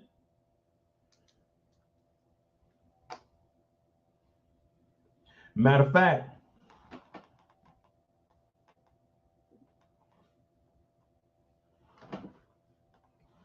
here go the red Nike shorts right here. I told you I got all colors because these right here, these the sleep shorts. You know what I'm saying? You got to have a pair of shorts you can walk around in. You just, you know what I'm saying, rotate them throughout the week. So we got the prayer cloth and then we got the, you know what I'm saying, the sleeping shorts for the week. You know what I'm saying? You got to make the best of what you got. Now I got other shorts and stuff, but I just like these because, you know, if I need to go outside or do something, not in these because these sleeping shorts. You don't leave the house in these shorts. These shorts should only be worn in the house until you wash them and you switch them out with another pair. So remember that. You gotta treat them like pajamas. You don't want to wear them out. You don't want to wear your do-rag out either, gentlemen. It just makes you a target. Not because it looks bad, it just makes you a target. Oh, thanks, Tracy. I didn't even see that comment. Yeah. Let's get back to Nike over here. Yeah. That's why I don't tint my windows no more. I am not a target. I just want to get to point A to point B. Don't fuck with me. Let me do what I gotta do. At first glance, the story may look like another example of Nike being overly protective of its intellectual property. Last June, Nike sued Brooklyn-based art collective Mischief after the group released Satan shoes. Oh, that was the one with Lil Nas X and the blood in it. Nike and Mischief settled before the case went to court, but many legal scholars sided with Mischief, given that Mischief had simply purchased and modified a Nike shoe, just like they could. That you talk about people don't they don't like us. Why would they mention a Ford Bronco? The only time you ever mention a Ford Bronco is O.J. Simpson. Why would they put a Ford Bronco in here? They could have just said Mischief simply purchased and modified Nike shoes, such like anyone could modify and resell a car, a vehicle, a house. These fools went with Ford Bronco, and the reason they did that is because Lil Nas X is black. So that's why they said Ford Bronco, so you can think of it. They could do it, but it might be some criminal activity to it. That's fucked up. Y'all gotta read between the lines. Y'all gotta read between the lines. That's what that is. Now I don't do conspiracies or nothing, but that's exactly what that is. You don't just randomly pick a Ford Bronco, the lowest selling vehicle of all time, except for the year after OJ went on his chase. A fucking Ford Bronco. Ain't nobody buying them new Ford Broncos. I went past the dealership yesterday. All Ford Broncos out there. You don't see not one of them with the soul sign on it. All the motherfuckers still got a price tag on because ain't no one buying them shits. So nobody want no Ford Bronco. Ford Bronco. We're about to do some off-roading. Nigga, we live in San Jose. Ain't no off-roading out here. We need no Ford Bronco. If anything, we need a bus pass, a bike, or a damn train pass. The new suit is pressure testing the relationships between a retailer and a manufacturer. It is unprecedented territory. I don't think we've seen a case like this, says Leah Chan Grenvald, associate dean and professor of law at Suffolk University. I think it's going to make it really easy in the interest to legal scholars to make out. I mean, manufacturers actually audit for counterfeiting regularly, and they buy their own products from retailers all the time, according to Grinvald. However, it's uncommon for a manufacturer to actually sue a retailer for selling products that may have been counterfeit. So basically what they're saying here is all kinds of manufacturers, they put stuff out and then they go buy it from somebody, pretty much doing it, it's like a QC check just to see if there's anybody stepping over the middleman. But this goes along with what Neek was saying. Manufacturers buy it. Nike's just buying their own product, and what are they doing? They reselling it anyway. They're not buying these products and just buying them. No, you got to sell them because you can't, as a company, buy an item and give it to an employee. You can't do that. and you can't keep it for yourself. You got to sell them. But however, it's uncommon for a manufacturer to actually sue a retailer for selling products that may have been counterfeited. Yeah, I don't know that they counterfeited. I'm the middleman. I'm the middleman, Nike. For all I know is we got these shoes from you, Nike. You sending us counterfeit goods. Come on, expand your horizon, go off road and shit. I went off road one time. Well, twice. One was the desert safari in Dubai. That was cool, but a little ridiculous. And then, I mean, I might go biking off road, but other than that, I don't get into those X game adventures, if you know what I mean. Thanks, Savannah.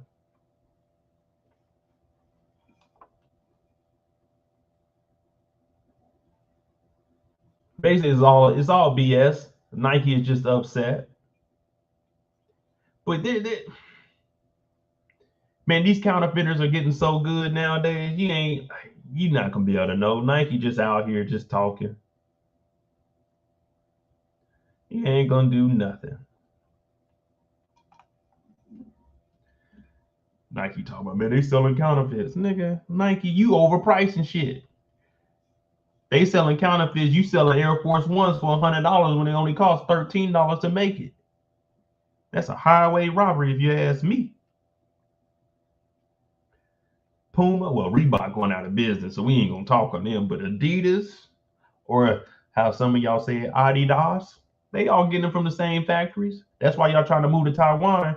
But the only thing is, China has an issue with Taiwan. They trying to take Taiwan back, especially with the semiconductors. Yeah, that's a whole nother story, though. You know what I'm saying? That's why we had a shortage on computer chips. Taiwan, they trying to be, you know what I'm saying? They trying to come out as one of the dominant players in the game. And also China's like, oh hell no, we trying to take over Taiwan. So hey, America, y'all gotta buy from us. But y'all can look that up. You know, I don't just get on here bullshitting. I'm gonna give you some fact, and like 37% of the shit I say is BS. But you know what I'm saying? Whatever the other 37, whatever the other 63 is, you know, it's all facts. All facts.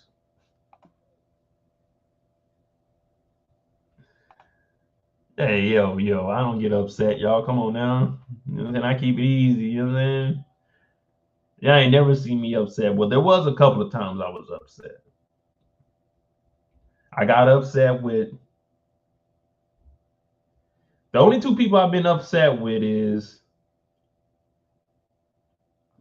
Kanan. Kanan on Raising Kanan gets me upset. And Ebony last week when she snitched on our boy, Devontae, or whatever, Devontae. When she snitched on Devontae, that made me upset. Ebony and Kanan from Raising Kanan. Those are the only times I got upset on these lives. Those two.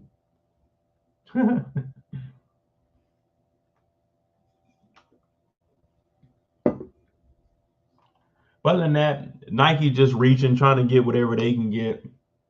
They ain't gonna win shit. Because all StockX has to say is, hey, bro, we don't make the shoes. We bought them from somebody.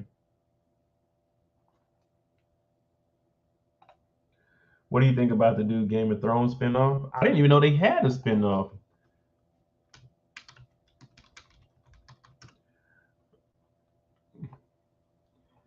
House of the Dragon. No, is this it? House of the Dragon drama season 1? Oh, it doesn't come out till August 21st. Now that might be interesting. Now, Dr. Glock, I might look into this. The story of Terry. I don't know none of these words. Targaryen Civil War that took place about 300 years before the events portrayed in Game of Thrones. Oh, never mind. We own it. We gonna, who was it? Dr. Glock. Hey, Key Glock, Dr. Glock. Yeah, we doing this. August 21st, 2022. Yeah, we doing this because it ain't got nothing to do with Game of Thrones. It's before it, so I can just jump into it. Okay. Now let me, real quick. If we do this House of the Dragon, understand me, this stuff is so big. This Game of Thrones shit, There's going to be an influx of new people, especially for a new series on a show like Game of Thrones, because they were upset with how it ended. Now, I never watched Game of Thrones, but hear me carefully, because I know it's my people in here right now, the true Moeds. It's going to be an influx of, I won't call them weird, but unique characters that are going to probably come into the lives and come into these discussions that we don't know nothing about. They may be the people that take this channel to another level, but be respectful, because I don't know what they're going to be on. I don't know how Game of Thrones people act, but I do know I've seen them at like cosplay dressed up, and they take that shit serious. So if we're going live on there may be, we never know, it may be a couple of hundred people that we ain't never seen before, and they may be on my head talking about, you don't know nothing about this. You don't know nothing about Game of Thrones. And you know what my response is going to be? Nigga, I don't care. We talking about House of the Dragon. We ain't talking about Game of Thrones. We talking about this right here. So be prepared for that. There's going to be a lot of corrections. I'm probably going to be called the N-word several times because this Negro does not know anything about Game of Thrones. But what we will know about is the House of the Dragon. Dr. Glock, thank you for that. They have a black character now. Oh, yeah. Oh, yeah. So, hey, Neat, Kendall, we're going to have to be on it. Mizer, you're going to probably become a moderator also. You know what I'm saying? We're going to have to be on it. When them white folk get in here, they ain't trying to hear the truth. They got a black character. Let me see. Game of Thrones spinoff, House of the Dragon unveils Moody first look snaps. Hey, y'all know I'm telling the truth. Y'all know I'm telling the truth. Look, Dr. Glock know when them folk come in here and we talking our talk, you know what I'm saying? We know how to talk to one another. Y'all understand what I'm saying? Y'all can break down, like when I say my little ebonics, y'all know exactly what I'm saying when them other people come in here and they're going to be talking about, that's not correct. Hey, listen, over here, we don't care if it's correct or not. We talk about it. So I'm just saying, y'all know how it is. Now, see, when we were doing BMF and we used to have them 900, you know what I'm saying, 1,000 people in the lives, that was a little different because those are our people. They spoke our language. We understood one another. But when we get into this shit right here, House of the Dragons, niggas gonna probably be sitting in their damn living room watching this shit dressed up with the little sword and spear talking about he doesn't know shit. What is he talking about? That's not what happened in Game of Thrones. Game of Thrones is prestigious. They would never do that. Like, hey, bro, we ain't talking about Game of Thrones. We talking about Game of Thrones, pause, spin off, House of the Dragon. We ain't talking about Game of Thrones. We got a black man on here. We got this guy. Who is this guy? We don't know, but we gonna find out. And you already know, we got a black guy on here. We about to make this nigga the coolest nigga on television. This guy's about to take this House of the Dragon. We about to turn it up a notch. Because if he's the only black character on here, they can't have him being extremely lame. This nigga has to be someone of stature because they will cancel this shit. It's 2022. They don't let shit fly like that. So whoever this gentleman is, we about to go to another level with him. I'm about to hype him up. Anybody that they think is cool on here, it don't matter. Because from what I'm seeing right here, I ain't even read none of this shit yet. But I can assume that this guy's gonna be a man of some power. So we about to read into it a little bit and see what he is. But oh yeah, we about to turn it up because this is a black guy 300 years before Game of Thrones. So that means this is when niggas they weren't even niggas yet. This is when a black man was a black man. We like, oh my God, I've never seen a black man before. Who is this guy? He's like Rafiki to this people. You know what I'm saying? Rafiki was a monkey, but he was respected amongst the lions. Lions gonna eat, well, it's a baboon, but lions will eat a baboon. You see what I'm saying? But Rafiki didn't give a fuck. I hung with him. And we all knew Rafiki was a black man. That's what he is right now. You know what I'm saying? It ain't, hey, I may be black. We might see a little bit of racism, but it wasn't like that back then. Whoever this black man is with the dreads, the salt and pepper beard, oh, he about to be, I hate to say it, but there's going to be an instance where he's on demon time. And when I mean demon time, he's going to slap the hell out of one of these white men. I'm talking about Hey, man, what you stop me for? He said, don't you ever talk to me like that. Now, what I'm expecting from this, just from I ain't even like I said, I ain't even ran this shit yet. But I'm putting together like some stuff, some ancient medieval time. Well, this is before medieval time, man. 300 years. Medieval was about Game of Thrones. Yeah, this is before. I don't even remember what prime, not primeval. I forgot what the hell this shit's called, but y'all know what I'm trying to say. This shit about to be nice.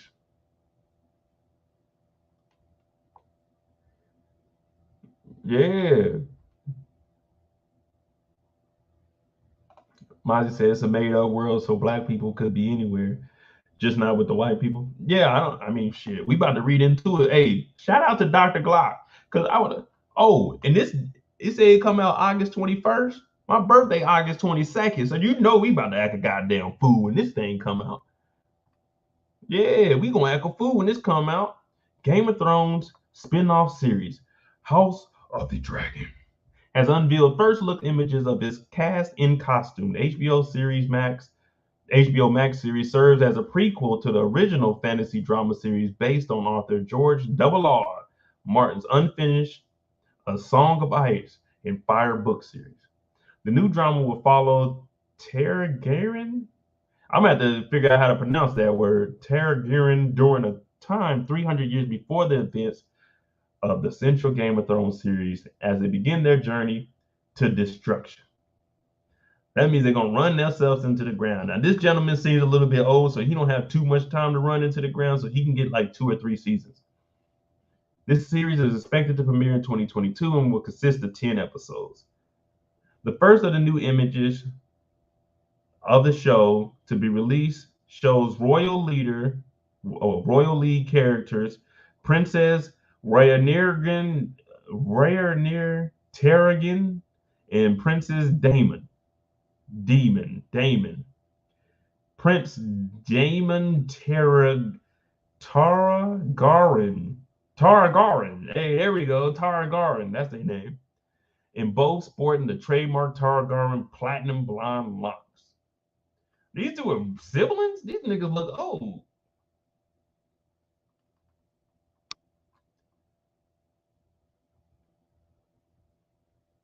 Right. Damn, I ain't gonna be able to pronounce none of these names. Rhaenyra. We're just gonna call her Ra right now until I get the actual pronunciation. Rhaenyra, played by Emma D'Arcy, is the daughter of King Eurys. God damn, I can't pronounce none of these. See, they gonna be on my ass, man. They gonna be on my head because I ain't gonna be able to pronounce none of these names. I'm just gonna say the king. I'm gonna see if I can play the trailer. I know HBO usually be on some BS, but we'll see. I'm gonna see when I get to it. All right, they're the daughter of King Versailles and expects to become the first ruling queen of Westeros and is a skilled dragon rider. Oh Lord, dragons again.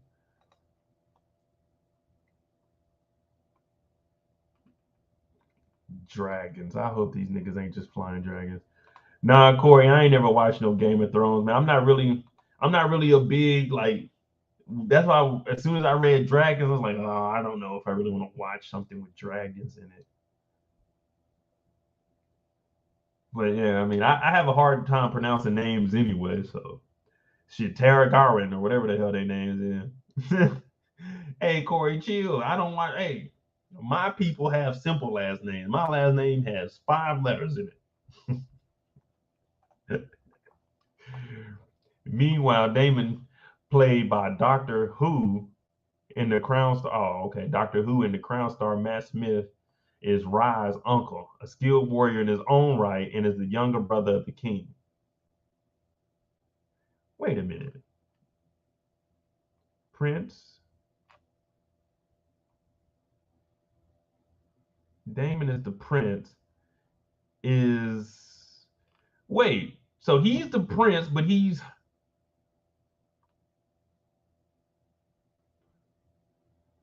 so she's the princess. Her dad is the king. Oh, he's still gonna be a prince because he's okay. So her dad is the king. His dad is the king's brother. So that means he's still a prince because if the dad dies, then the brother will step up to be okay. I was about to say, how the hell is this working?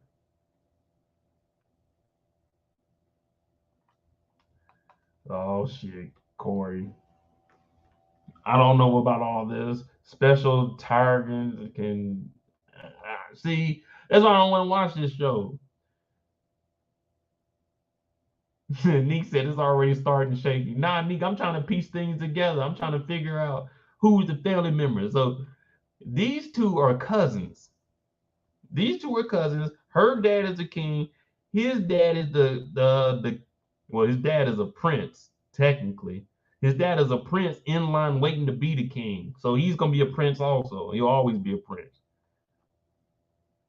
But that nigga far down the line, he got to go through his dad, and then she trying to be the first princess. I mean, the first queen.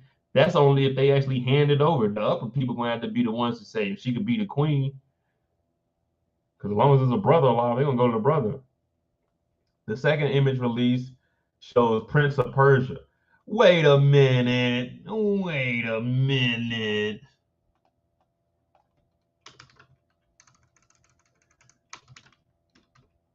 I'm upset now.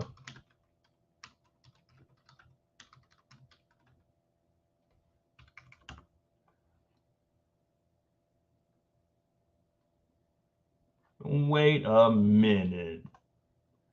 So this is who they had as the Prince of Persia in the 300. And this is who they got as the Prince of... hey. Hey, 300 Rise of the Empire. We need to redo the film. We need to get an actual black man to be the Prince of Persia. And this man may be black. I don't know what he is. But we need a darker man because especially back then, my people had a little bit more melanin in the skin.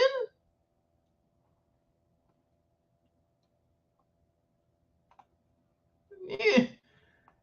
So this is the Prince of Persia right here. Lord Carlisle.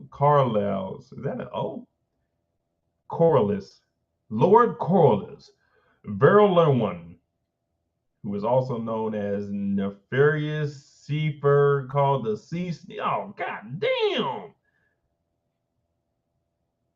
This nigga got 19 nicknames. Dr. Glocky, we might not be watching this. My bad for saying Glocky, but Dr. Glocky, we might not be watching this. There's just too many names. Niggas is flying dragons. I don't know if we gonna watch this one. Quentin said I should peep Game of Thrones. So I might go back and watch like I don't know, man. That's a lot of time in watching Game of Thrones. I heard that it was good, but when it came out, I was like in my full, you know what I'm saying, full mode. I ain't had time for no dragons. I might check out some recaps of it, but depending on what August look like, depending on what August looks like, I might do this show. I don't know, man. But just reading all this and these names is a huge no in my book.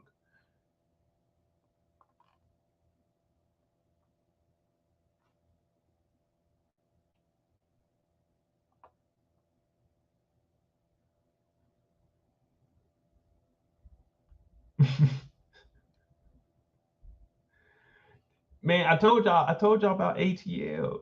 I watched the first season. I didn't really watch too much of the second, and I ain't never get into the third. Man, I hate starting late, and if I start late, man, it ain't no coming back from me.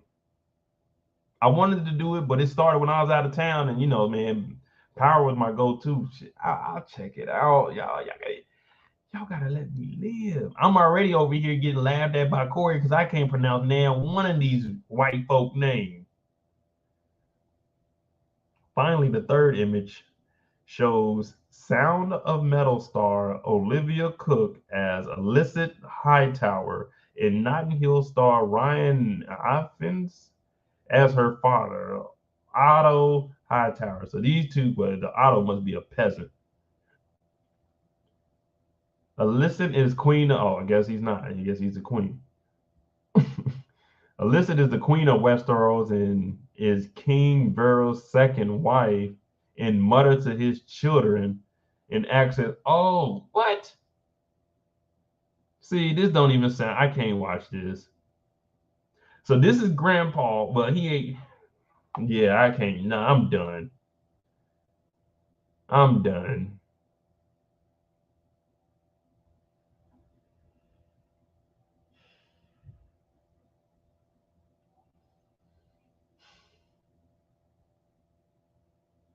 Why do we have this whole family tree? What do we need Otto Hightower, the father of the queen, that has nothing to do with anything? He ain't no king. He ain't shit. Your daughter married a king, and you just here. We don't need Otto.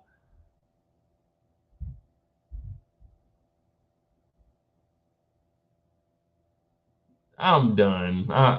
Hey, Glock, let August be a dry month. Let power or something not drop in August. We'll do it. But God, after that first episode, I might be like, oh no, I can't pronounce none of these people's names. It's too many people already. Like you got to ease us into it. We just need 2-3 star characters. I don't need to know people's daddies. I don't need to know. And this is the mom and the stepmother of the princess, but the princess doesn't like the stepmom. Like, no, I don't need none of that. We're dealing with enough right now with Rock and her son Kanan and her two knucklehead brothers. We're dealing with a lot of family issues already. So to jump into white people issues, I don't even know like what they got going on.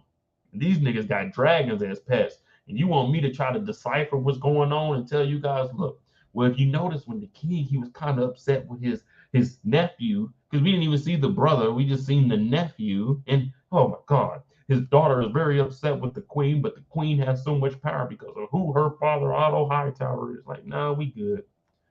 The only Hightower we know is Steve Hightower. And if y'all don't know what I'm talking about, then y'all need to go back and do your history and find out who Steve Hightower is. Because right now, I'd rather go watch 300 the movie and watch this Prince of Persia get his ass whooped like he needed to. If y'all wondering who Steve Hightower was,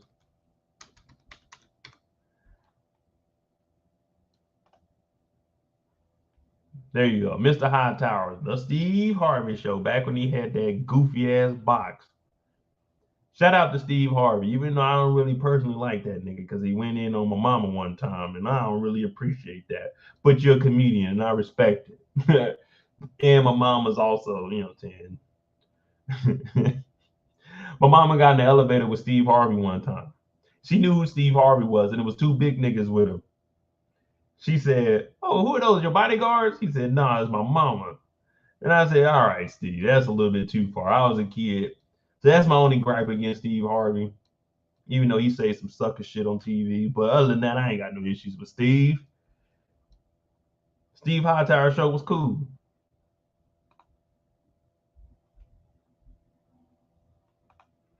Nah, nigga, my mama wasn't front row. She got on that elevator with him. It was my mama, my dad, Steve Harvey. I think two of his security guards and like what was her name? She's one of the people like that helped set up shows and stuff. She actually worked with Tyler Perry and she invested in him early. So my mom, you know, my mama knows some people. My mama knows some people, but this is when we got, you know, we were living raw. Yeah, good old Steve Harvey. You got at my mama like that. That's back when Cedric the Entertainer was funny. You know what I might do? I'm not gonna say what I might do. I'm just gonna do it. Y'all gonna see. But Dr. Glock, we're gonna try the Game of Thrones spinoff House of Dragon. But it don't look like Prince of Persia is gonna get too much airtime on here. So we're gonna see.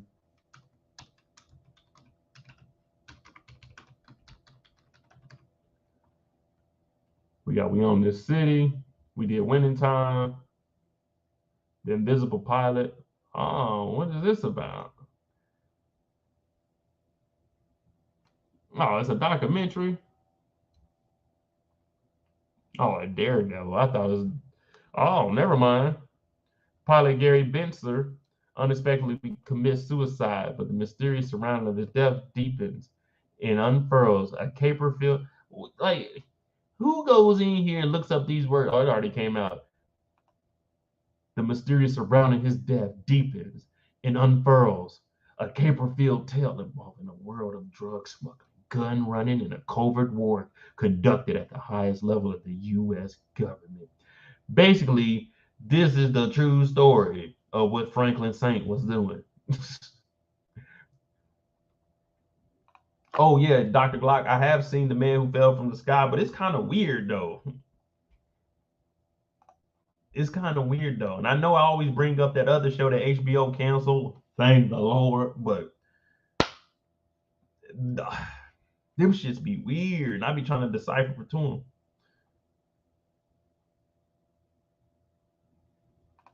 Have you seen Steve Harvey's Judge show? No. What is it like on Facebook or something?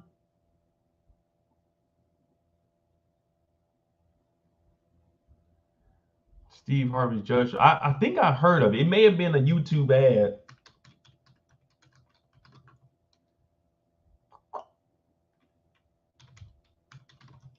If y'all like comedy, go on YouTube and go to Cancel Court. Is it Cancel Court? I think it is Cancel Court, but that shit is funny. Steve Harvey, the official judge. Oh, that came out earlier. Okay, y'all seen this. I haven't seen an episode, but man, they be giving Steve Harvey just silly money, man. He be eating up. All of our parents be sitting around watching Steve Harvey, laughing their ass off. Steve Harvey ain't that funny. You be watching Steve Harvey like, all right, Steve,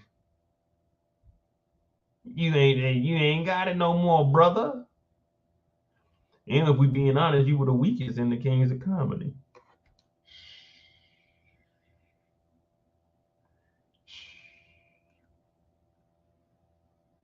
The Boys on Amazon. No, they got another season coming out, don't they? Oh, Dr. Glock. I watched all of From, but enough people, a lot of people didn't watch From, so I didn't break it down. But I watched it on my own. I like what they did there, but it got repetitive. You know what I'm saying? There's only so much you can do. You get in trouble, sit your ass outside, and it's over with. Like, come on, man. I think I would have made it up out that town, though. To be honest with you, ain't no way no demon's gonna hold me back. Ain't no way no demon's gonna hold me back. I looked the devil in the eye before and told him, "You better get up out my face, Satan." Yeah. So I'd have been out there scrapping. They'd have threw me outside. Yeah, Corey. The Boys is good. The first episode actually drew me in.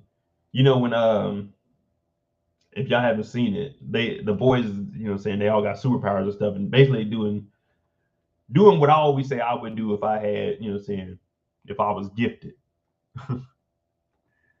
The first thing that drew me in was that opening scene where the girlfriend got towed up. I was like, damn, this is good.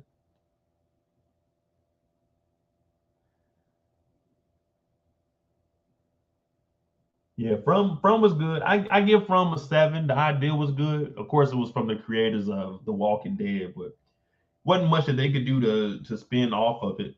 I mean, not spin off of it, but to keep the ideas fairly similar but different. It was, you know, saying the same thing. Everybody around each other. We need to survive. You need to be inside or go be crazy outside. So I mean, I liked it. It was just something that I would watch on a Monday, you know what I'm saying? After I get back home, get my little lunch, watch From. Oh shit, it's 9:30. Yeah. If y'all got any more questions, or if y'all got any, you know, any other shows you want me to look at, because you know, I started a little bit late, but it was a free night, and I gotta watch. You know what I'm saying? I gotta watch We Own This City so I can get y'all a recap up, because you know we got the ops out there working harder than us right now. They putting in overtime. They've already posted videos. I ain't even sniffed the intro, the HBO.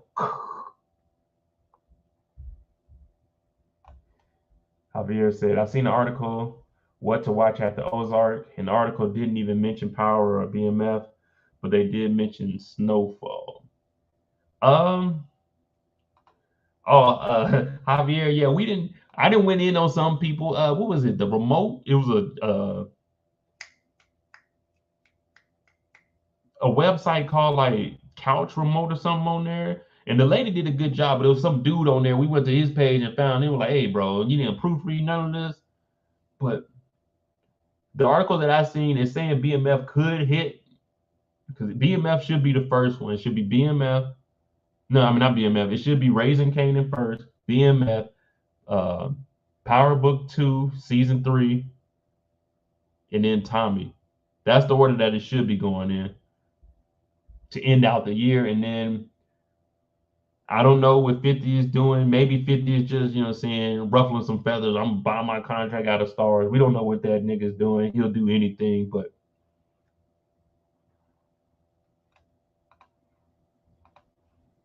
the mods are requesting. I need to get some new mods in here then. They talking about requesting I at least watch the last episode. All right, I'm gonna watch that. I'm gonna do We Own This City. I'm gonna do that episode tonight. I'm gonna watch the last episode of Atlanta in the morning. Watch that, and then we got our live tomorrow. P Valley, June 2nd, P Valley.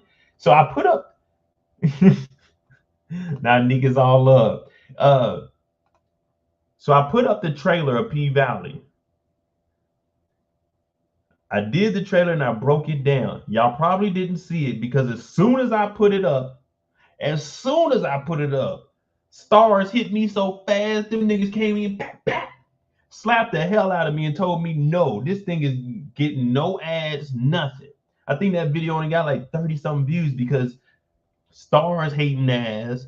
They let everybody else put their videos up. But it's something about my channel. STARZ be coming over here and they be picking on me. STARZ, if you listening to it, hey, I got the best lives to your damn TV shows. Y'all motherfuckers need to quit blocking my videos. Yeah, I used the video. I cut it up too. And they blocked my shit. I looked at all these other people. They just let the whole video ride through and they shit got thousands and thousands and thousands. Why y'all picking on me? I'm just a young boy, still playing with my toys, hanging out with the guys until I realize. But STARZ be on my ass. I don't even get to upload it. As soon as I upload it, that motherfucker come up, check, talking about, oh, you can't have this up. Nigga, what? I ain't even uploaded the video yet. This is not a copyright strike, but your video will have limited views. I'm like, what? Why I got limited views? Why I get limited views? What I do?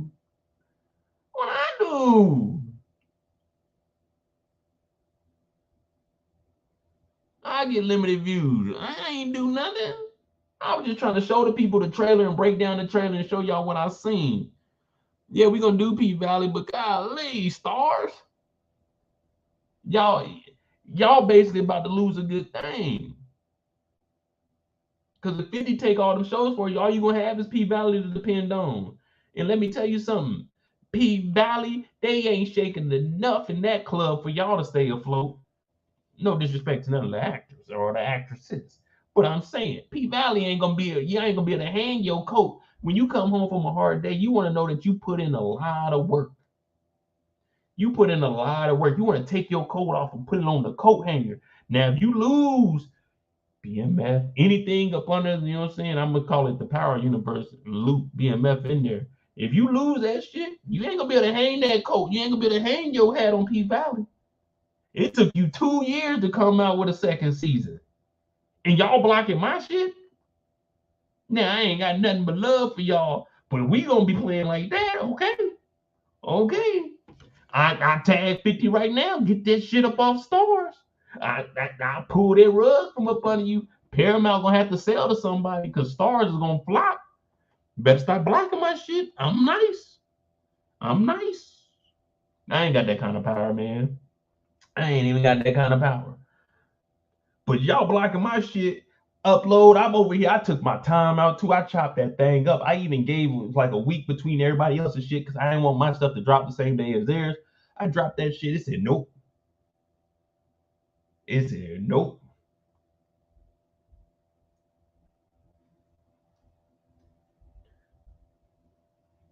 All right. They playing around.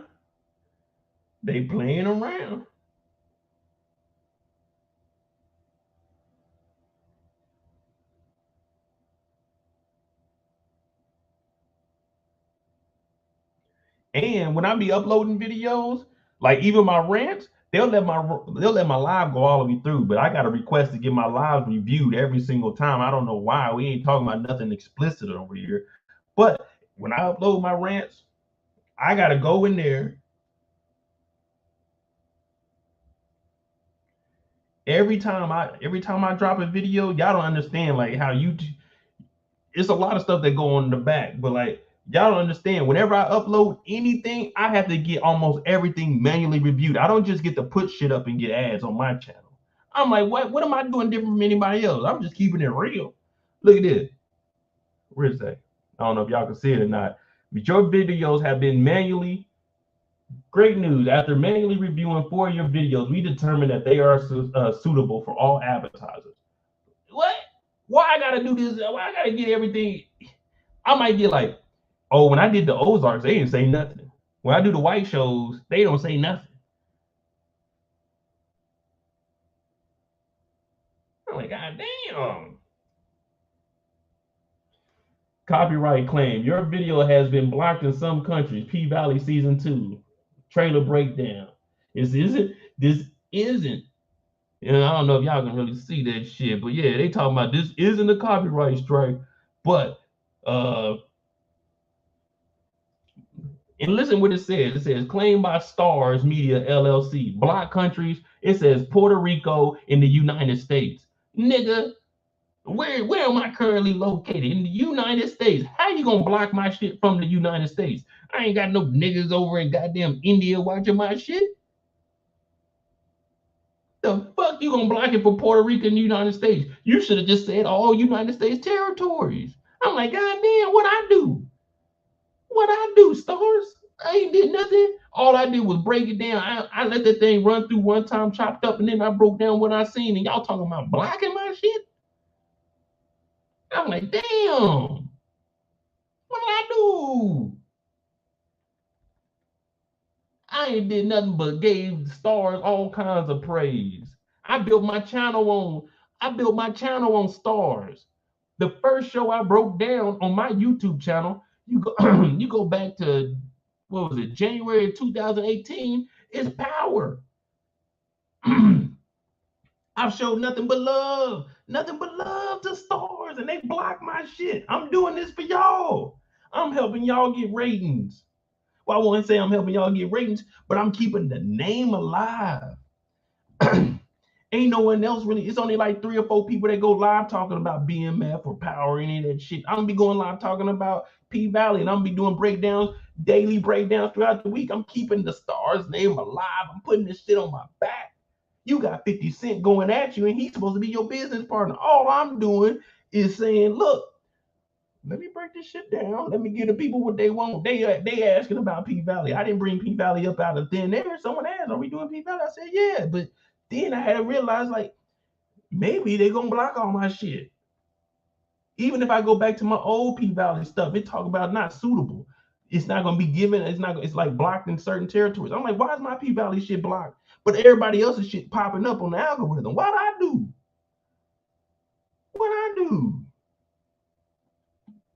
Ain't did shit to nobody. All I do is come in here, tell y'all be respectful. That's all I do. I show love to everybody. I don't clown nobody except for Kendall and myself. That's it. And this is how they treat me. This is the things I get. HBO Max would never. HBO Max, Amazon Prime, they would never, STARZ. They would never. Now, HBO hit me one time, but other than that, HBO lets HBO don't claim nothing. I be going in on this thing. HBO don't give a fuck. They let this shit slide, but I do P-Valley for STARZ. They talking about blocked. Don't you know you got promo? Free fucking promo from us YouTubers? That's what we doing. That's all we do is free promo. We creating content from your content so people can get the word. Some people ain't even seen P-Valley. They be in the channel. I ain't never seen that. I'm like, yeah, it's straight. Some of my homeboys say, I ain't never seen it. I watched a recap. I had to go watch it. Yeah, that's what we doing when you start and you blocking shit. You ain't even got to block my thing. You can go ahead and take all profit from my video, but don't block it. Don't block it. Take the money from it. All you got to do is go in the back.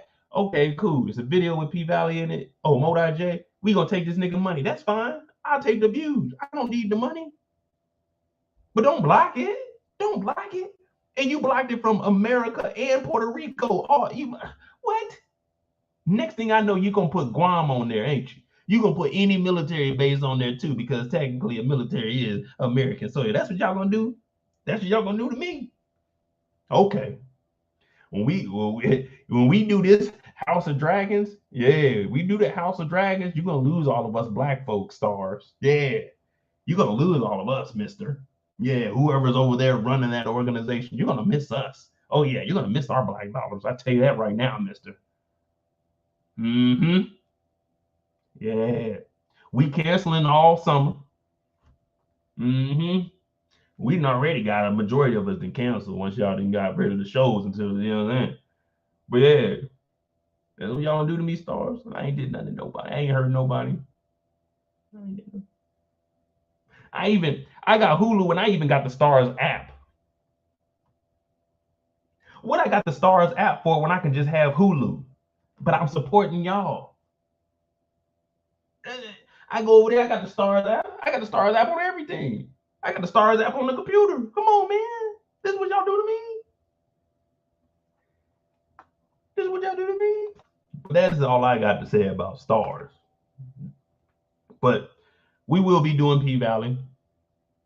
Yeah, we'll be doing P Valley. And we will have lives. Make sure, hey, when them lives start on Sundays, make sure you have them ones, because I'm coming up racked up. I'm talking about $20, $30 in ones every live. You know, we making it rain. And I'm gonna write down the serial number. Just so y'all know that we ain't playing out here. It's real $30 right here. You can go to Track My Dollar. I don't know if y'all ever went to that website.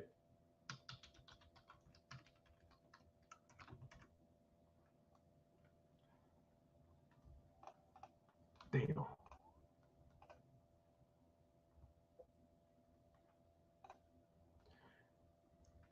Yeah, we used to do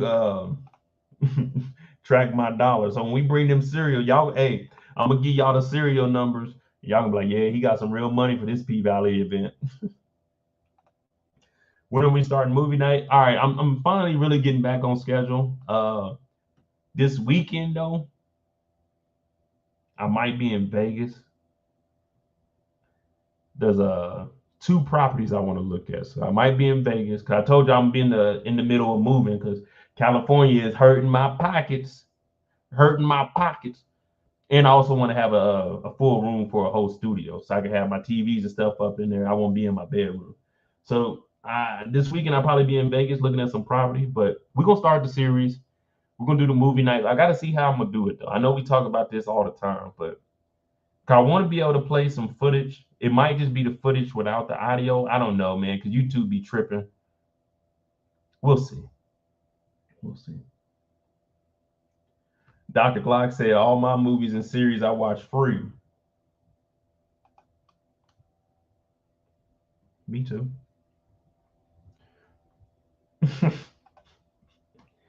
Me too. But I have all the streaming platforms though, so you know what I'm saying. You just gotta do what you gotta do.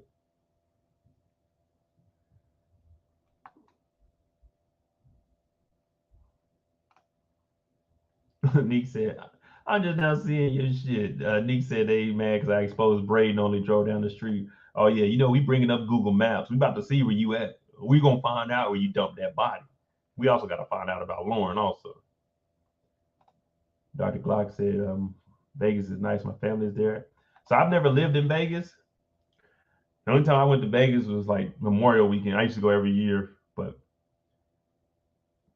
I mean, it's way cheaper. And if I need to get to LA, it's only like a 4-hour drive, hour flight. So, but up here in the Bay, it's just getting ridiculous. I can't. It just wouldn't be financially responsible for me to keep paying what I'm paying up here. I did 2 years. They were 2 pandemic years, but yeah, got to get out of here. You got to go. So if I go to Vegas, you know what I'm saying? Once I get, I'm gonna say once. Got to speak into existence. Once I get it and I'll set up my studio, you know, say I'll be upgrading the computer. We're gonna have flat screens in there, so we're gonna have different angles in there. You know what I'm saying? We're gonna probably have like 4 cameras in there. We're gonna be doing it up. Nick said at the end of July she going to Vegas. CA will suck the pocket drop, man. Sucking the pockets dry. Pause. It's doing more than that. It's doing more than that. I mean, I'm glad I'm in a space where I'm not hurting, but if I can cut back $2,000 a month, then shit. Why not? I cut off $2,000 a month for living costs, man. Shit. Then I won't need. Hey, we do that. I won't even need y'all money to go to the game. You know what I'm saying? I'll be cutting back, so we gonna be good. Then I have more money for P Valley. We throw that money in the club. We gonna make something shake, though. We gonna make something shake. Yeah. So the new spot. Yeah. I have an idea of what I want to do too. Because I know a few bartenders out there, and I gotta find some trustworthy ones. Because I don't just like everybody at my spot. But I want, because we all adults here. But I want to have a little thing. I'm gonna have a little bar. So you know what I'm saying? When we on the lives, I'm gonna have a bartender come over and gonna make a drink that I haven't ever tried before. You know what I'm saying? Because I gotta build the liquor cabinet back up. But while I'm doing the lives, I want to be able to try drinks and recommend them to y'all. I'm like, this is good, this ain't good.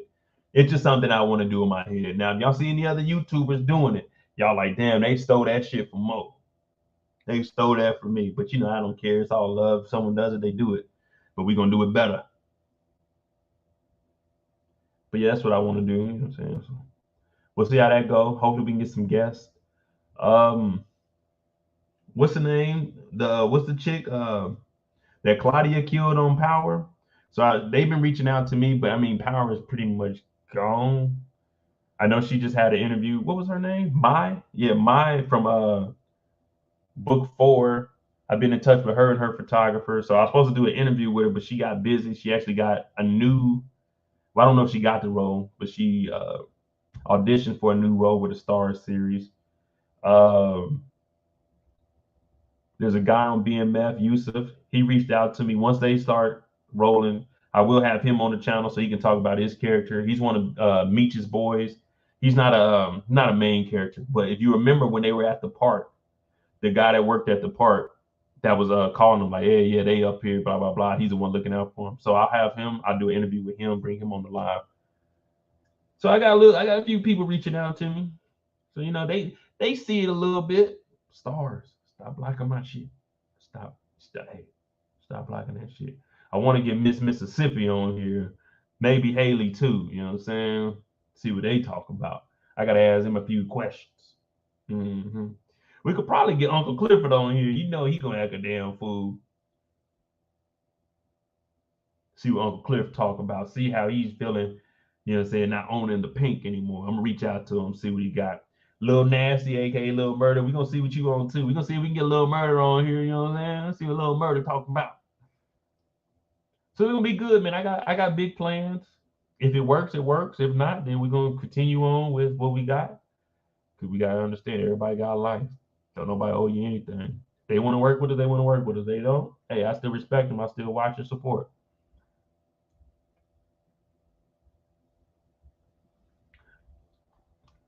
Oh, so we planning the Vegas trip. I see. She said Vegas is cool. When I go with friends or alone, I always just stay at the Aura. You rich.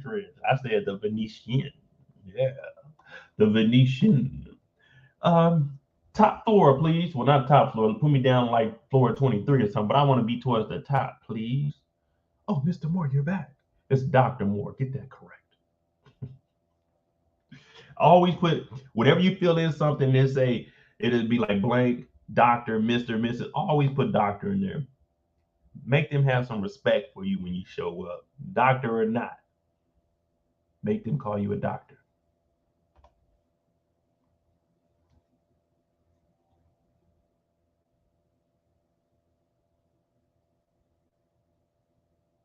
But hey, thank y'all for rocking with me. I'm gonna go ahead and get on out of here because it's almost 10. We did start an hour and a half late. It was a free night. Tomorrow night we have We Own This City Part 4 live at the show discussion. You guys know how that goes. We'll have the recap up in the morning. This is a safe spot. You can talk about whatever you want to talk about within the chat room as long as you're respectable. We go live 4 nights a week, and we will get back on that schedule, especially when we get more shows. Right now, it's like a lot of lives that are free time.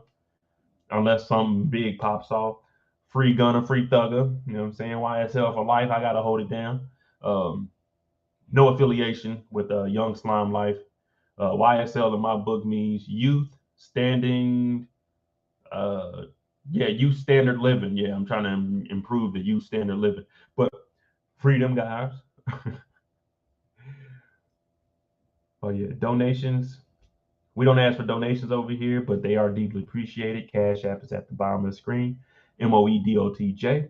I don't ask for donations here. So if you see anyone in the comments ask for it, it's not me. All I ask for you to do is if you're new, hit the subscribe button. Definitely hit that like button before you get out of here. Hope you all have a good night. It's only Monday. Don't work too hard on Tuesday. Remember, Monday you work a little bit. Tuesday you work a little bit. Wednesday you work your butt off. Thursday and Friday it's the weekend in my eyes. So do your thing, man. Y'all be safe. I'll see y'all tomorrow night, 9 p.m. Eastern. We Own This City. Part 4 after show discussion. Thanks for watching. I'm out.